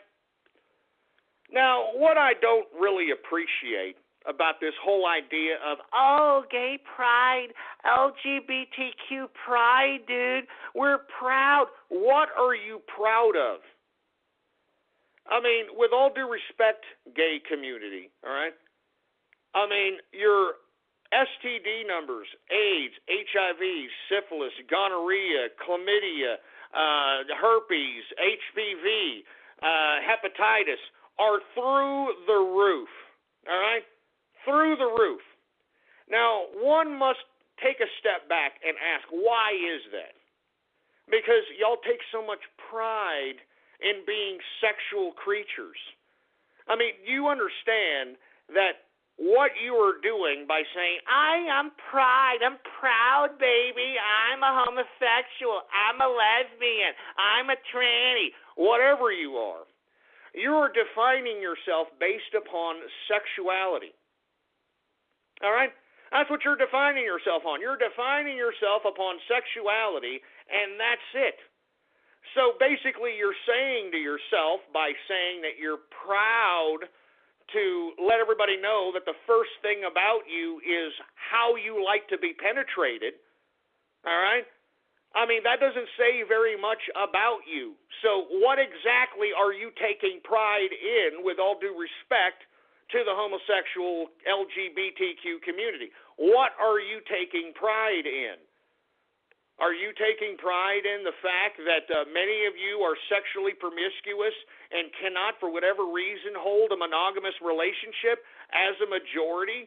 I mean, with all due respect, you've got gay marriage now, and I have yet to see the amount of gay marriages that were supposed to justify this particular situation of law. You know what I'm saying? And moreover, folks, the lack of monogamy within the LGBTQ is so bad that you either have disease problems as it relates to the gay community and the transgendered community, but let's just say for the lesbian community, let's say the ones that are monogamous, because these lesbos are actually trying to do the whole monogamous thing, there are unbelievable amounts of obesity and unbelievable amounts. As a matter of fact, they have the highest amount of domestic violence in America today.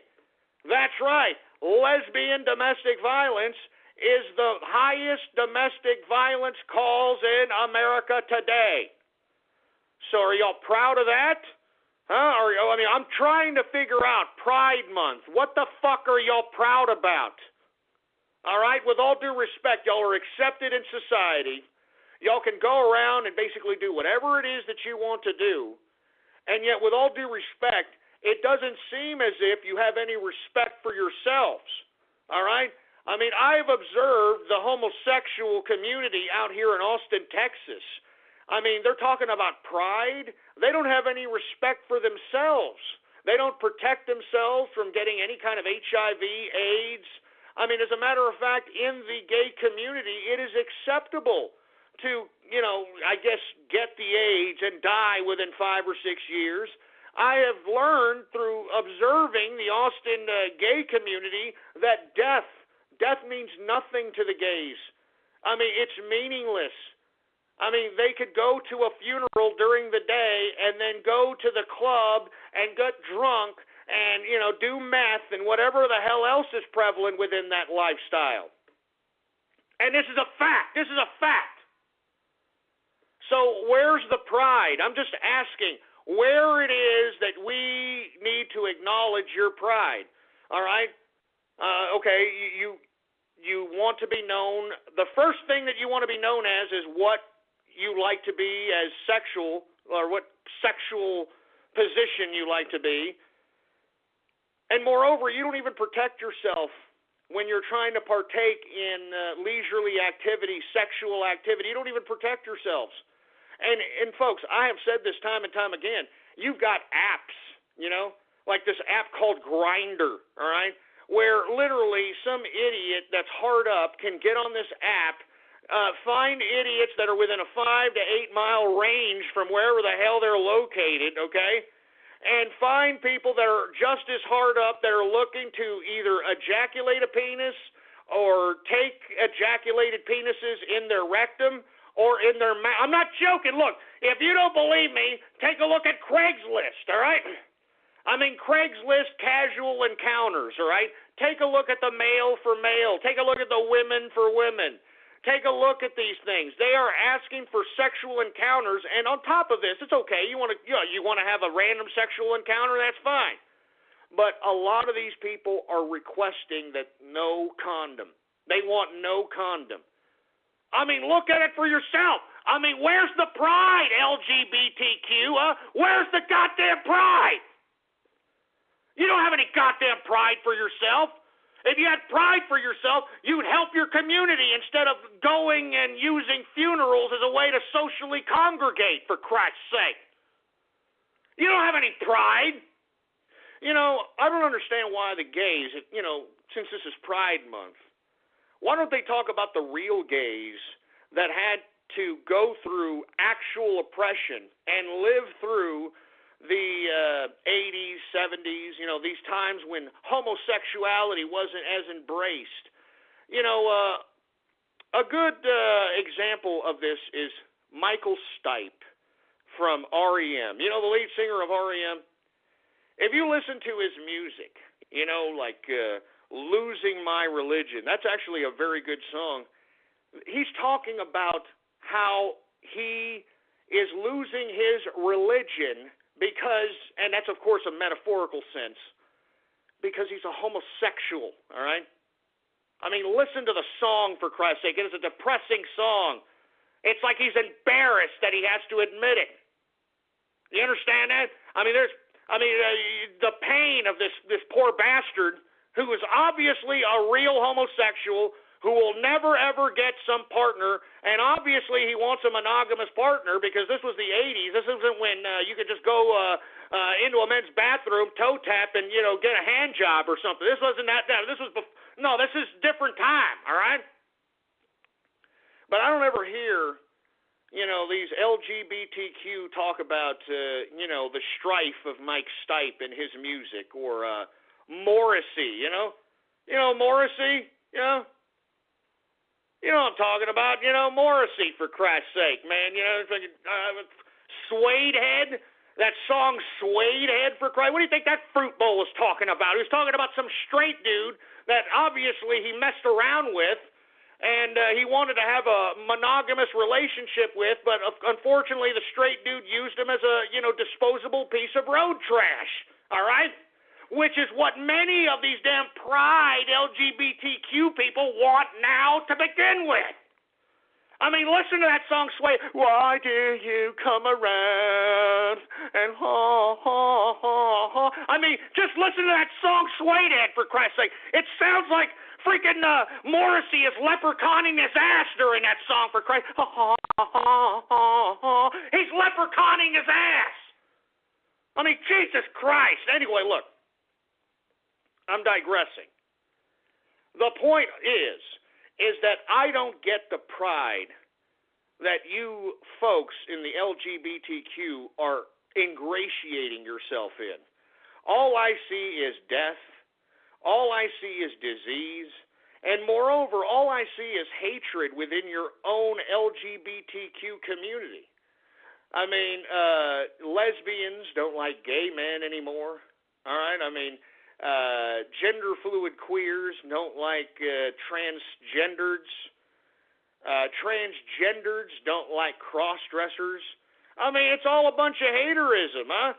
So where's the rainbow? Where's the whole love and unity? Where's the pride? There ain't no pride. There is no pride, because with all due respect, LGBTQ, you don't even know your ass from your elbow, and you're taking it in the ass every which way you can, all right? Let me explain something to you. All you folks care about is getting off, all right? And you see, this is not a problem, but what I'm saying to you is It's just like some dumb whore, some slut bag going to the store in high heels, ass cheeks hanging out of her goddamn skirt, bust hanging out of her damn freaking shirt, going shopping. Now, what do you think that slut is selling? She's selling her ass, all right? She is selling her sexuality. Now, what kind of reaction does that woman expect to get if she is dressed sexually provocatively? She is going to expect sexual aggression or male aggression. And when I mean male aggression, like, hey, baby, what's going on? Hey, this? I mean, that kind of crap, all right? Men expecting to get laid is what she's expecting. Men expecting to get laid. She wouldn't be showing that ass and tits off if she wasn't trying to lure men into her particular situation. She is utilizing her sexuality to gain respect. And you see, this is why women who dress like that don't get respect. They don't get pride, all right? Because women who dress like that obviously are for sale. They're useless whores. They're disposable road trash. All right? I mean, why do you think you've got that stupid, bald, imbecilic, single mother whore bag, what the hell's her name, Amber Rose out here, trying to talk for quote-unquote slut shaming? Of course you should be shamed if you're a slut, for Christ's sake. I mean, especially if you're a single mother slut. I mean, what you couldn't swallow? You couldn't let him bust it in your face, or for Christ's sake, you stupid, dumb broad. But once again, those women that dress like that, those women that are sluts, they don't get any pride. They don't have any pride following them, for Christ's sake. So once again, I'm talking from the basis of equality, okay? All you LGBTQ people, you people are sowing the seeds of your future hate. And let me explain why, with all due respect, all right? That's why Milo Yiannopoulos is so dangerous to you lesbian, gay, bisexual, transgender, and gender-fluid queers. Because he's telling the truth. He's saying that, hey, idiots, why in the blue hell do you think that these leftists are obliging your so-called strife? You have no strife, all right? I mean, you're trying to make yourself and your identity based purely upon your sexuality. You are nothing more than the slut on the street. And at least the difference between the slut on the street and many within the LGBTQ community is at least the slut on the street 9 times out of 10 wants to use a goddamn condom. They want to use a condom. So once again, you LGBTQ people, you are utilizing leftist agitation methods. You are utilizing leftist ridiculous methods in continuing to agitate those that have already given. You are already agitating a society that's already given you your right to go out and just screw your ass off, because that's literally what you all are doing. And don't lie to me, LGBTQ. You people could care less about death. I mean, you people could care less about the AIDS. I mean, in my personal opinion, I believe that the majority of the LGBTQ, people who identify themselves as LGBTQ, the majority of these people don't care about their lives. They're soulless. They could care less. If they cared about their lives, they wouldn't be partaking in philanderous activity without any protection. They wouldn't be out here demanding that they want random sexual activity or random sexual encounters with no protection and insisting on it. There's no pride in that. And moreover, it seems to me that even though these people that are asking for, I don't want a condom, bareback is the terminology they like to use in that stupid damn little scene, bareback. I mean, when they're doing this, they are passing around the AIDS to each other. So where's the pride in passing around the AIDS to each other? What's the pride in secretly hiding the fact that you are infected and you're infecting others within the LGBTQ community because you feel like taking a hard one up your poop chute? Buy a smartphone with GoPhone and get one free when you activate required lines of service and both devices on a qualifying rate plan with a $45 refill. AT&T, mobilizing your world. Offer ends May 31st, 2016. Valid on select phones at AT&T company-owned stores, which require new line of service on purchased phone, and participating authorized retail stores, which require new lines of service on both. Both phones require minimum $45 per month rate plan and $45 refill at time of sale in same transaction. Free phone must be equal or lesser value. See store for details. I mean, I'm just telling the facts, man. I'm just stating the facts. All right? It's you LGBTQ folks that are falling in line with this leftist agitation and that are partaking in this social justice warrior nonsense that are sowing the seeds to your own hate. Because right now, you have all the rights in the world to do all this ridiculousness, with all due respect, that you're doing. And I said this back in 2008, 2009. I said that oral copulation between two men across the street from an elementary school would not only be accepted by now, but it'll be protected by the First goddamn Amendment. Look at it now. Look at it now. And now, with all due respect, you LGBTQ people, you're trying to delve into the children of America. And let me tell you, I think that's where you're done goof. You done goofed. You done goofed, LGBTQ, by trying to delve into the children of America, and I believe that you are sowing the seeds of your own hate. Now, let's just play devil's advocate, shall we? Let's just say the liberals take complete and total control of America, and America becomes a socialist country, and the gays and everybody that was for socialism and transgenders and, bull dyke lesbians, they're out here, they're freely doing whatever they're doing. All of a sudden, there's more migrants coming in, just like they did in Europe. More migrants coming in, and because you gays and lesbians and transgenders and gendered fluid queers are falling in line with the leftist agenda, you're out here praising Islam and trying to pander to Islam and trying to sugarcoat Islam because the left told you to do so, because the liberals told you to do so. But let's say in this socialist America, the bureaucrats bring in, just like they're doing right now in Europe, idiots, they bring in these wild Yehudis from the Middle East that kill people that are gay, that kill people that are lesbian, that kill people that are gender fluid queers, kill people that are transgendered because it's in their religion to do so. Do you think that the leftists and the state are going to protect your soulless, prideful asses, with all due respect, when you don't even care about protecting yourselves? I'm just telling you the truth, all right? I'm just telling you the goddamn truth. I mean, you think that the leftist socialist regime is going to protect you when they bring in these hundreds of thousands, if not millions, of wild Yehudis, and they implement Sharia law like they're doing in certain aspects of Germany and other parts of the EU member states? You think that the socialist state is going to protect you, the leftists are going to protect you from these wild Yehudis? I strongly advise you damn gays, you LGBTQ mindless people, to take a look at all the footage that's coming out of ISIS and take a look at the homosexuals that they find out there. When ISIS finds homosexuals, they take them up on top of a freaking 10, 15-story building and throw them off. All right?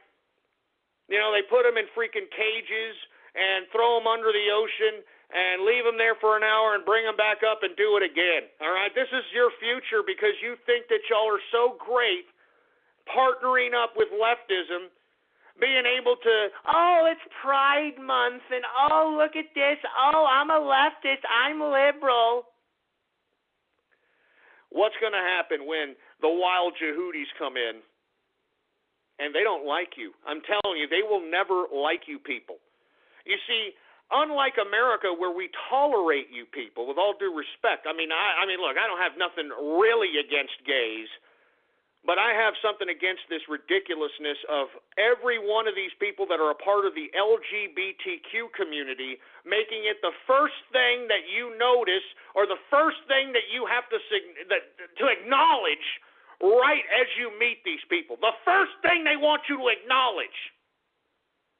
I mean, it's like no different from a damn dirty slut. It's no different from a filthy, dirty slut with a freaking short shorts and tits out. No different. It's the same type of respect that you'll get doing that, for Christ's sake. I'm telling you, LGBTQ, you are sowing the seeds for your own hatred. And let me tell you, when it comes down again, you only have yourselves to blame, unfortunately. Because once again, it's not even going to be us, those that tolerated you, those that allowed you to openly have your lifestyle, because this is America. It's going to be the leftists that are going to be the ones to betray you, the ones that backstabbed you. They're the ones that are utilizing you right now because you're politically convenient to do so. You're politically convenient to agitate the country. Once you are no longer needed, they're just going to sweep you to the side. Huh? They're just going to sweep you to the side, for Christ's sake. And you people need to recognize that, and you need to understand that, boy. You understand that? You need to understand that. Anyway, folks, we only got a little bit of time here, but I will do a little bit of the third hour of the post show. And it's time for everybody's favorite part of the broadcast, and I'm talking about Radio Graffiti. That's right, folks. Radio Graffiti, the part of the broadcast where the spectators become a part of the spectacle. All you have to do is give me a call, 516-453-9903. When I call on your Skype name or on your area code, you have exactly 3 to 4 seconds to say whatever it is that's on your mind, for Christ's sake, all right? And don't be a Helen Keller deaf mute, boy. Don't be a Helen Keller deaf mute. All right, let's go. Hey, do we have any damn callers, engineer? All right, well, let's get to the callers right now. 909 Radio Graffiti. This is True Nazi Radio. I am your host, the man they call Ghost, the badass of gas chambers. Give him eugenics or give him death. Now your host, the Führer of Führers, the man they call Adolf Ghostler. No, don't call me Ghostler. Y'all used to do that a long time ago. I hated it back then, and I hate it now. Don't call me Ghostler. All right, you idiots, I'm telling you, you people are going to make some kind of a bad connotation of me on the internet. I mean, hell, you already have. You already made me look like an idiot, for Christ's sake. Don't call me Ghostler. Jesus Christ. 732 Radio Graffiti.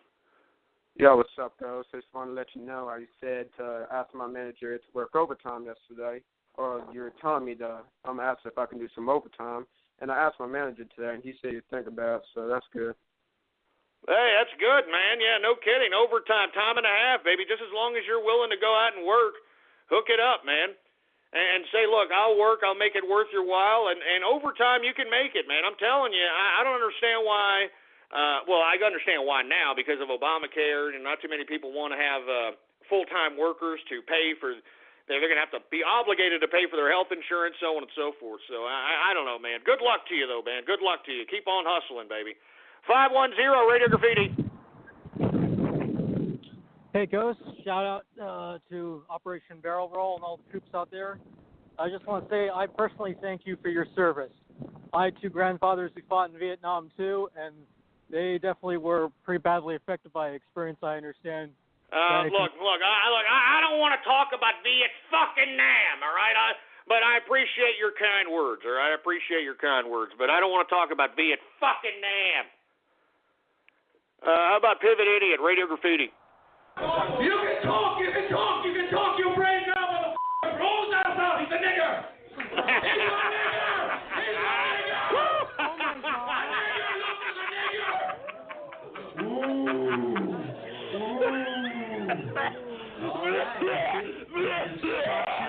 You know, you son of a bitch. You know, I never laughed at that. All right, that's a splice. I never laughed at that. That's a splice. Dark Sword, Radio Graffiti. Then during lunch, Ralph showed him some pornographic pictures. Jimmy knew he shouldn't be interested, but, well, he was curious. What Jimmy didn't know was that Ralph was sick, a sickness that was not visible smallpox, but no less dangerous and contagious, a sickness of the mind. You see, Ralph was a homosexual, a person who demands an intimate relationship with members of their own sex. But by now, Jimmy felt a fondness for Ralph, and they continued to go places together. Ralph was generous and took Jimmy many interesting places and did many nice things for him. He bought Jesus Christ. I mean, what is this, anti-gay 50s freaking film, for Christ's sake? Good Lord. 956 Radio Graffiti. Now, you're taking too long, for Christ's sake. How about Mr. Sev, Radio Graffiti? Oh, yeah. I want big horse penis in my ass.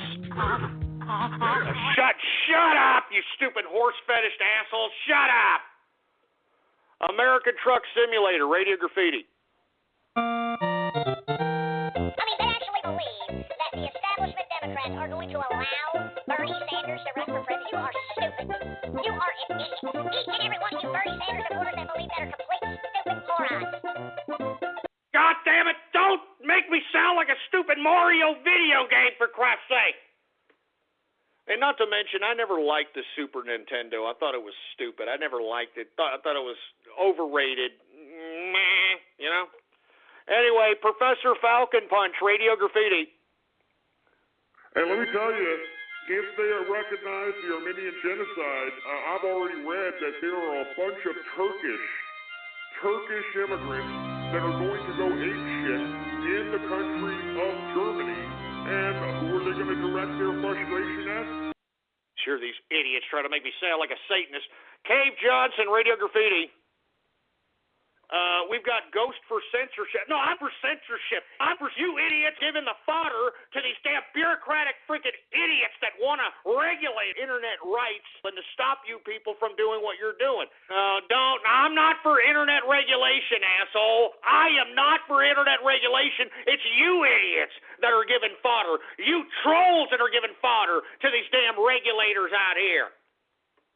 Keep it up, idiots, all right? I mean, be non-political and keep trolling and see where that gets you, you stupid losers. Big American Patriot, Radio Graffiti. Where in the hell are you from anyway, Private? Texas. Holy dog shit, Texas. Only steers and queers come from Texas, Private Cowboy. And you don't much look like a steer to me, so that kind of narrows it down. Do you suck dicks? Yes. Are you a Peter Pupper? Yes. I bet you're the kind of guy that would fuck a person in the ass and not even have the goddamn common courtesy to give him a reach around. I'll be watching you. You son of a... Son of a bitch! Son of a bitch! You just won't let well enough alone, will you, huh? You just won't leave well enough alone, will you? I don't want to talk about Viet fucking Nam! Give me the freaking... Give me the freaking mic, for Christ's sake, son of a bitch. Enough, all right, enough. Acid June, Radio Graffiti. How hard is it to talk like some stupid cartoon? Look, check it out. Check this out, check this out.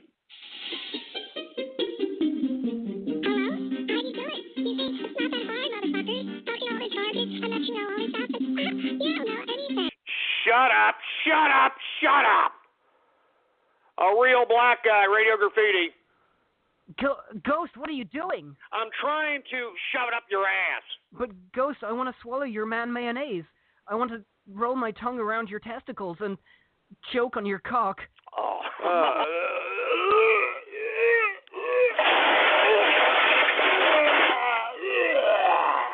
Jesus Christ, man.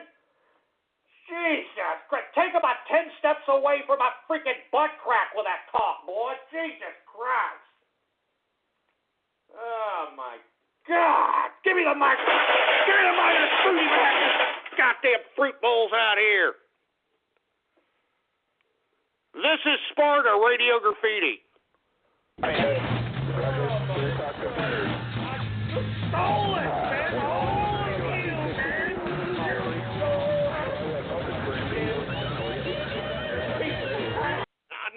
Enough of Vietnam, asshole. Enough of Viet-fucking-Nam, I've told you. Baseball talk to Radio Graffiti. Teutonic Plague. You're an imbecile, all right? I'm serious. I think you sold your soul for liberalism, communism, socialism, for Christ's sake. I mean, look, I'm trying to leave Teutonic Plague alone, all right, asshole? Leave him alone. Benito Gostini, Radio Graffiti. I am in the white patty. My legs, I can't feel my legs. I'm gonna die soon. I can't catch my breath. Jesus Christ, that's it. That's it, all right? That's enough. All right, I'm glad the live show is almost over, right? I'm glad the live show is almost over. This has been a sick Radio Graffiti. I'll tell you that right goddamn now. Give me the mic. I'm glad this show's almost over. Right now, folks, we're almost out of time for the live broadcast. Follow me on Twitter, folks. Politics Ghost. Politics Ghost is the name to follow. All one word, no underscores. Politics Ghost. And bookmark the official website of the True Capitalist Radio Show, blogtalkradio.com/ghost. That's blogtalkradio.com/ghost. I'll be here tomorrow, folks, 4 p.m. Central Standard Time. Let everybody know. And partake in Operation Barrel Roll. Partake in Operation Barrel Roll. Partake in Operation Barrel Roll. All right, now we are in the third hour of the True Capitalist Radio broadcast. And, of course, I am your host, the man they call Ghost. And once again, folks, I want to thank you for tuning in with me.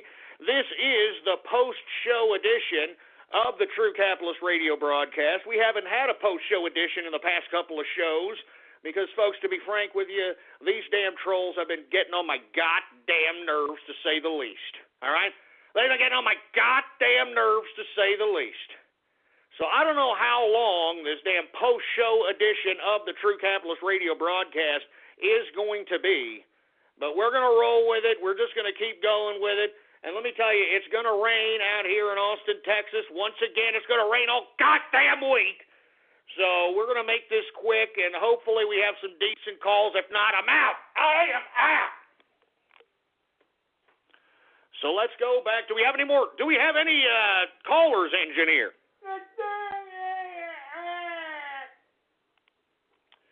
Well, let's get back to the Radio Graffiti callers right now. Area code 210, Radio Graffiti. Hey, jigger-boo, jigger-boo, colored coolie. Black coats, black and brown, baboony. Melon muncher, chicken bone sucker. Blue, black, silverback, big spit suck. Anyway, you finger, the president's a nigger to me. Come on, that's good. Let me take this one. Chocolate, brown bread, John. Yeah, I mean, you freaking racist bastards, man. You're racist, man. 971 Radio Graffiti. Hey, I'm just responding to your ad with the juicy bareback with your dog Templeton. Shut up, shut up, shut up. I'm telling you, you fruit bowls, man. I'm telling you, fruit bowls, fruiting up the goddamn place, smelling up the whole goddamn show like butt crack. Jesus Christ. How about True Capitalist Guitarist, Radio Graffiti? Hey, Ghost, up? What's going on? Hey, man, I just wanted to say, when 90% of racial violence is black on white, I'm not racist. I'm just pro-white. Seriously, man. Well, I mean, I don't know what you want me to say about that. I mean, most of the violence that's happening is black on black, black on white. The majority of people that are going to jail are black, and of course, this is happening under a black president. Let's not forget that. All right. So whenever you have Black Lives Matter talking about racist this, racist that, I mean, this is a black president that's in the damn White House. All right, so give me a damn break, boy. Anyway, let's continue going, shall we? We got area code 425, Radio Graffiti. Bernie Sanders is good. Bernie Sanders is my pal. Yeah, Jesus Christ. How about Acid June again, right? Radio Graffiti. Nothing you have ever seen before, and nothing you have ever heard before will prepare you for the shock of... My Baby is Black. Now, the motion picture screen reaches its full maturity in this dramatic, bold story never before told on the screen. Jesus Christ, man. 616 Radio Graffiti. Hey, Ghost, I'm on the man for man section on Craigslist right now. I'm noticing there's a lot of bottoms for tops, but not as much tops for bottoms, and that's, like, really disappointing to me because, like, I really want a dick in my ass, but I'm not really ready to just put my bare ass up on the internet for everyone to see. Oh, my God. Is the troll here? I mean, because you sound like you're out there, posting an ad looking for, the 15 and a half. Well, I mean, like, I'm not really posting any ads. I'm just, like, looking for, like, a top, Like, I'm looking for that just massive throbbing dick. So are you going to use protection or not? I mean, it really depends, Like, I've actually never had sex before, and, like, people tell me that it feels a lot better without the condom. Oh, Jesus Christ. Get out of here, for Christ's sake. You see, I mean, this guy's a fruit, and he still hasn't had any kind of sexual relations, all right? I mean, that just goes to tell you something. That says it all. But even though he's never had sexual relations, he's talking about, no condom. You see, this is the pride we're talking about this month, right? This is the Pride Month, huh? Jesus Christ. How about 269 Radio Graffiti? Hi, Ghost. Huge fan and huge supporter of the troops. I run an aluminum drive called Legs for Non-Vets, and I want to let you know that if you donate your beer cans, you could get a new pair of shiny legs. Thank you for your... No, shut up! Just shut your stupid, stinking face! 347 Radio Graffiti.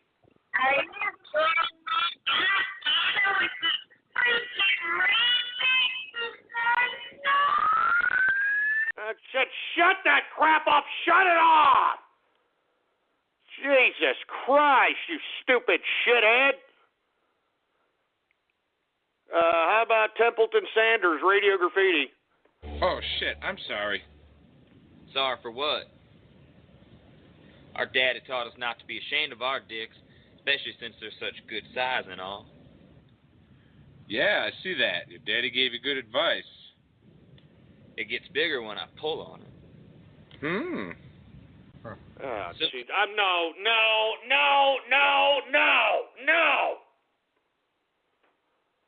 No! Jesus Christ.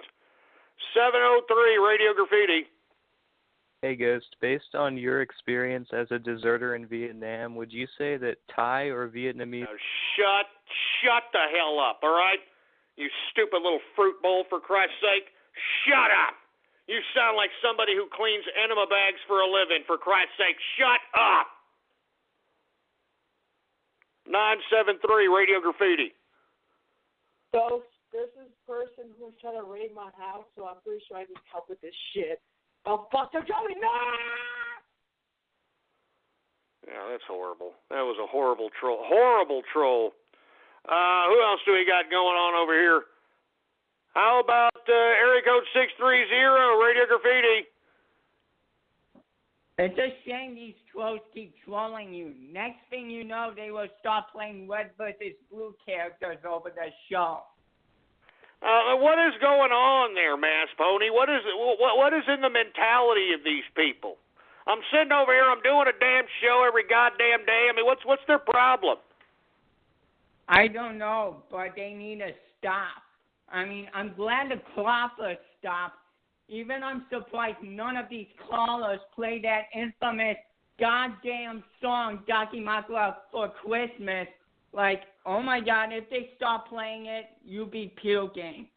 It's just yeah, hey, I think I've got Karaskin on the horn. Hey, Karaskin, is that you? Yeah, I'm here. What's up? Hey, Karaskin, didn't you want to talk to Mass Pony, was it a couple of shows ago? Yeah, regarding this whole trolling incident. Hey, Mass Pony, let me lend you a little advice. Just pay attention, okay? Okay. Now, when I first appeared in the show, people were trolling me with the damn Karas burgers and stuff like that, but they were expecting a reaction from me, and so what I did is just disregard these people and just pretend it doesn't exist. You know, like these words mean nothing to me. So the simple piece of advice I'm giving you is do not feed the trolls. It's simple. I understand because I saw or heard these trolls about you when looking at the Twitter shout-outs on Dark Razor's account. That's just horrible. I know.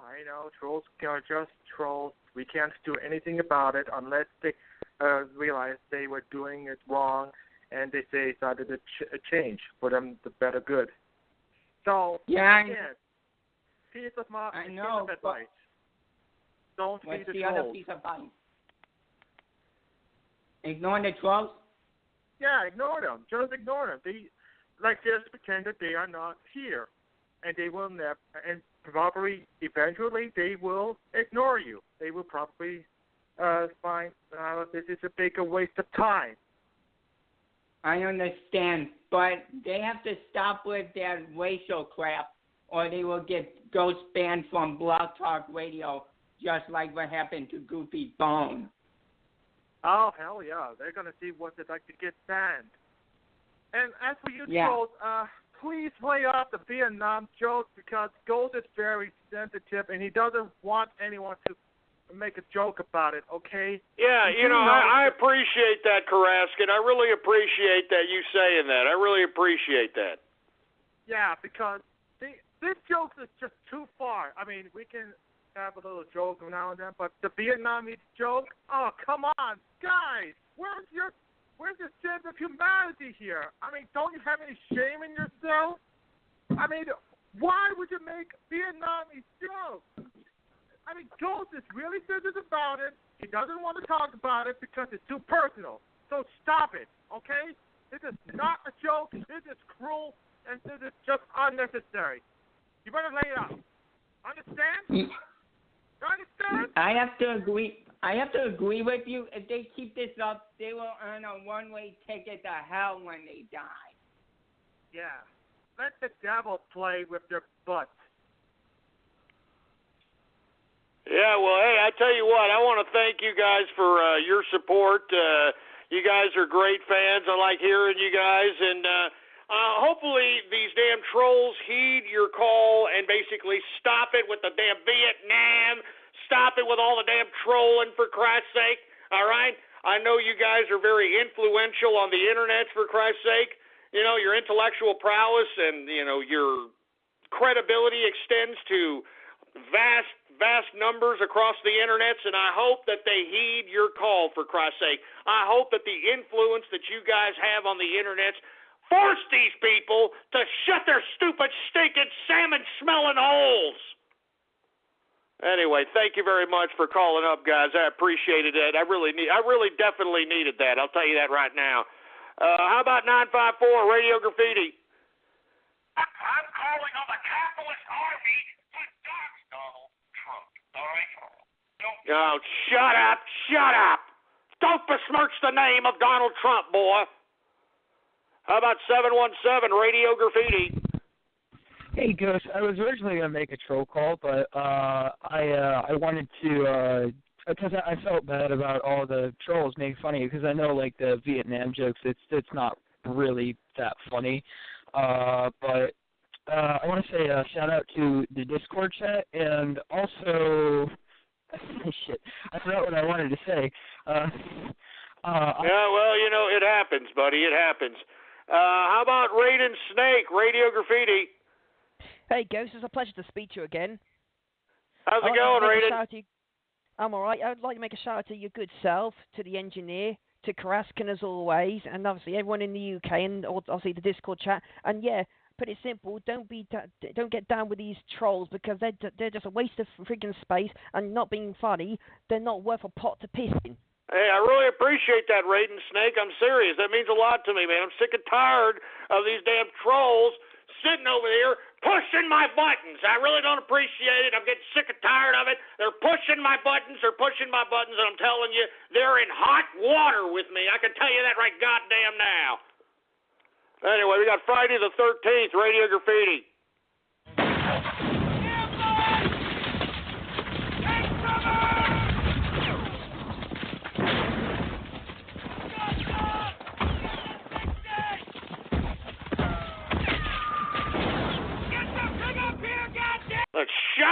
Shut up with the Vietnam stuff, I'm telling you. You know, you idiots, that's what makes me sick about you idiots. You idiots, you're out here, you're laughing. You think it's a big joke. You think it's real funny. You have no idea. When you're out there into your goddamn knees in rice patties with goddamn Charlie coming up from above.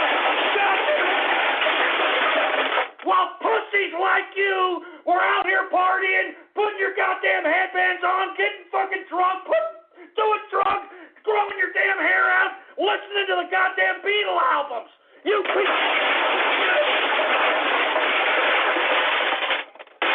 piece of crap.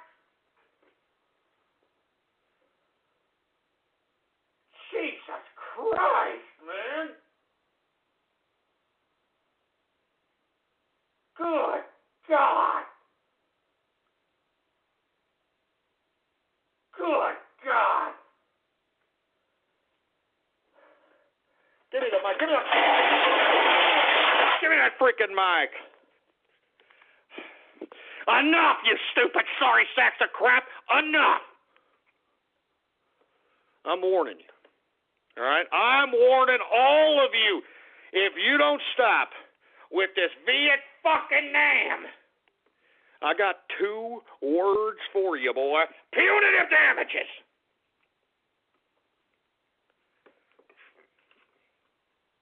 I better calm down, all right?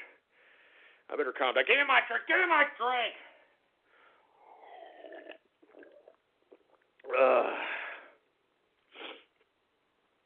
I'm telling you, you're all sorry sacks of crap. I can tell you that right goddamn now, all right? I can tell you that right goddamn now. Baltimore Trucker Radio goddamn Graffiti. Donald Trump joins us, and I've got so many questions. But first off, what do you have to say on Ghost? We're all a little chubby, but Ghost is just worse than most of us. You son of a bitch. I'm just about done. I want to be completely honest with you, scumbag. I'm just about done. I'm just about done with this goddamn broadcast. I'll be completely honest with you, goddamn cyber vermin. You cyber vermin. I'm just about done. I'm gonna take a couple of more callers, all right? A couple of more callers. And that's it. That is it. Give me the mic. The freaking mic, for Christ's sake. I'm taking a couple of more callers, scumbags, and that's it. Because I'm not taking this crap anymore. Do you understand that? I mean, I'm a capitalist, boy. And I deserve the respect accorded that title, and you scumbags better goddamn give it to me. You understand that, boy? You scumbags better give it to me, you scumbags. Son of a bitch. 248 Radio goddamn Graffiti. Do you have those traumatic flashbacks to read? That's that fruit bowl, for Christ's sake. Blue Waffle Radio Graffiti. Jesus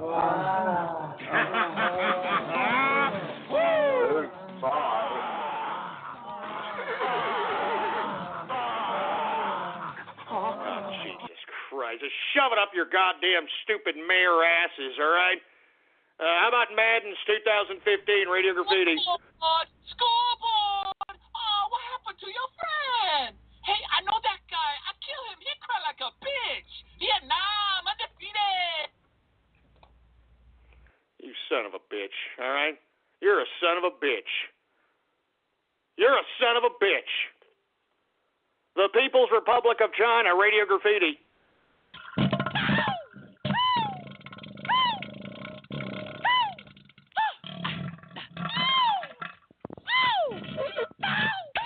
Oh, my God, man. What is it with you and taking turns on the mic? What is wrong with you people? Something is not right in your heads. What is wrong with you people? Taking turns on the mic, for Christ's sake. What makes you think? What major malfunction, numbnuts, do you have in your brain that makes you believe that you want people or people want to hear you take a goddamn turn on the mic? What do you think in your stupid malfunction head that makes people think? What makes you think you can do that? It's gross. It's disgusting. God damn it. 773 Radio Graffiti. Yeah, Ghost Manhood Magic here. Just want to say thank you for retweeting that article and picture of Bernie Sanders falling asleep. I'm glad that we got that out to more people. Also want to give a shout out to the engineer. Please keep me on the line for the rest of Radio Graffiti. Keep up the... Hey, man.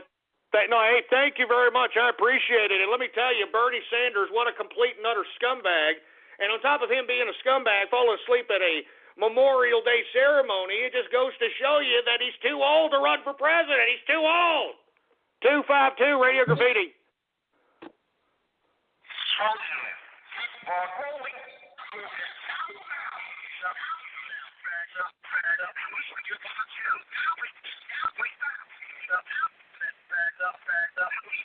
Jesus Christ, what is that? Is that supposed to be a remix of some sort, for Christ's sake? Give me a break. What else do we have here? How about, Jesus, fuck, I mean, everybody's almost gone. How about 574 Radio Graffiti? Storm Chaser reporting a large tornado on the ground towards 6th Street in Austin. Stay ever now.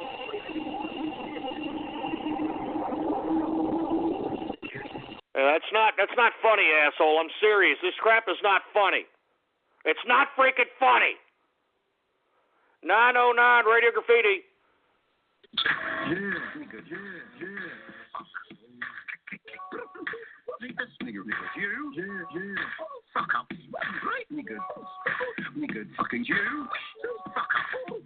Jesus Christ with this racist crap. All right, give me a break. How about 949 Radio Graffiti? Hey, keep me on the line and don't let these Vietnam troops get you down. They're just being assholes. Hey, man, I really appreciate it. Thank you very much. 210 Radio Graffiti. From the deepest oceans to the highest of reach, the demons of the bureaucracy will be accosted and impeached. At this moment, life is at its peak, and I refuse to accept defeat. To secure our future, I say upon to thee, return to the slag, for it is in the bag. Hey, pretty decent poem there, man. How about, Jesus Christ, who else do we got? How about 513 Radio Graffiti? I'm just about done. I want to be completely honest with you, scumbag. I'm just about done. I'm just about done with this goddamn broadcast. I'll be completely honest with you, goddamn cyber murder. You cyber murder. I'm just about done.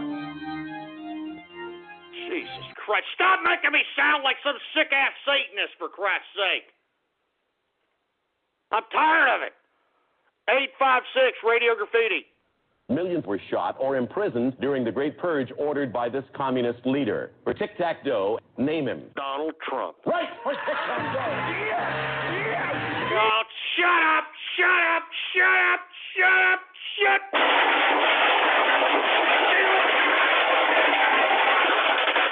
I told you all not to besmirch the name of one great Donald Trump. Don't besmirch his name. God damn all of you. You know what? I'm done. I'm done. Stick a goddamn fork in me. I'm done with this crap. I'm done. This is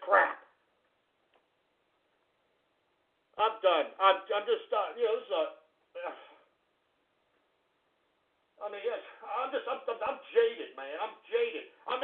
I'm depressed. You people have turned this into a Fruit Bowl Wednesday. That's what you've done, for Christ's sake. This is a freaking Fruit Bowl Wednesday. I hope you all are proud of yourselves, you damn fruit bowls. You fruity McFagin fruit bowls. Give me that mic. I'm getting the hell out of here, all right? I'm not sitting here and continuing to do a broadcast when you people could give two rat's asses about it. I refuse to do a broadcast while you people are ungrateful about it. I refuse to do it, boy. You've turned this broadcast into a Fruit Bowl Wednesday, a complete and total Fruit Bowl Wednesday, and I hope your damn fruity asses are proud of it, for Christ's sake. I hope your glory hole serving asses are proud of it. Smells like butt crack in here, for Christ's sake, man. It smells like dirty ass in here because of you people. Jesus Christ. Anyway, let me calm down, folks. All right, once again, it's raining out here in Texas, for Christ's sake. All right, so I'm going to get the hell out of here. I will be back tomorrow, once again, folks, 4 p.m. Central Standard Time. Monday through Friday, 4 p.m. Central Standard Time. We are live, so make sure you put it on your time clock. Make sure to put it in your schedule so you can come and kick back with us live, baby.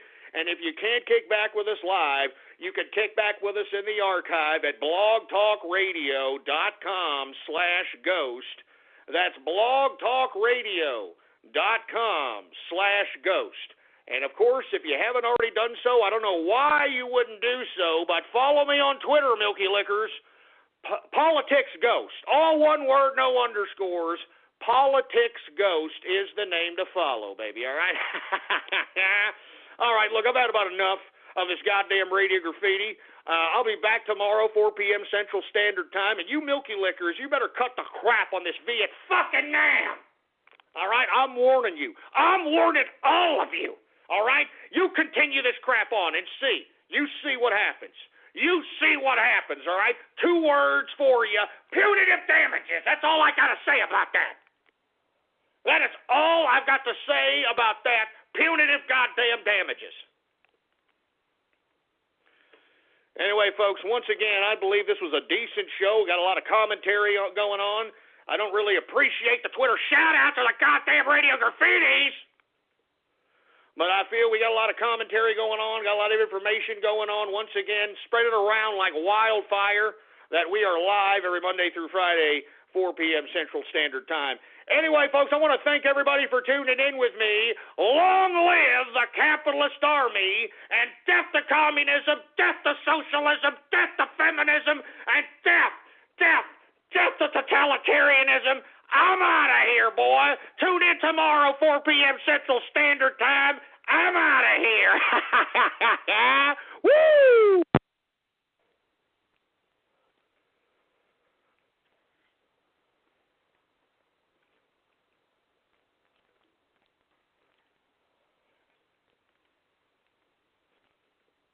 Geico presents sharing versus oversharing. Today, Bridget Griffin shared a video of her daily yoga routine, 2 self-help articles, and her new blog called Build Your Inner Bridge with Bridge. Girl, your sharing has turned into oversharing. No worries, Bridge. Geico has some info worth sharing with your 7 blog followers, like how you could save money on your car insurance, update your policy, and report a claim just by visiting geico.com. How's that for building your inner bridge? Bridge, Geico. 15 minutes could save you 15% or more on car insurance. It's Flo, and this is my impression of a drill instructor directing a musical. 10 hot! Get those tap heels in line and let me see those jazz hands! Are you bundling your home and auto insurance through Progressive? Can you hear me through those sequins? Bundle your home and auto through Progressive and save. Left, and step ball change. Progressive Casualty Insurance Company affiliates. Home insurance provided and serviced by other select insurers.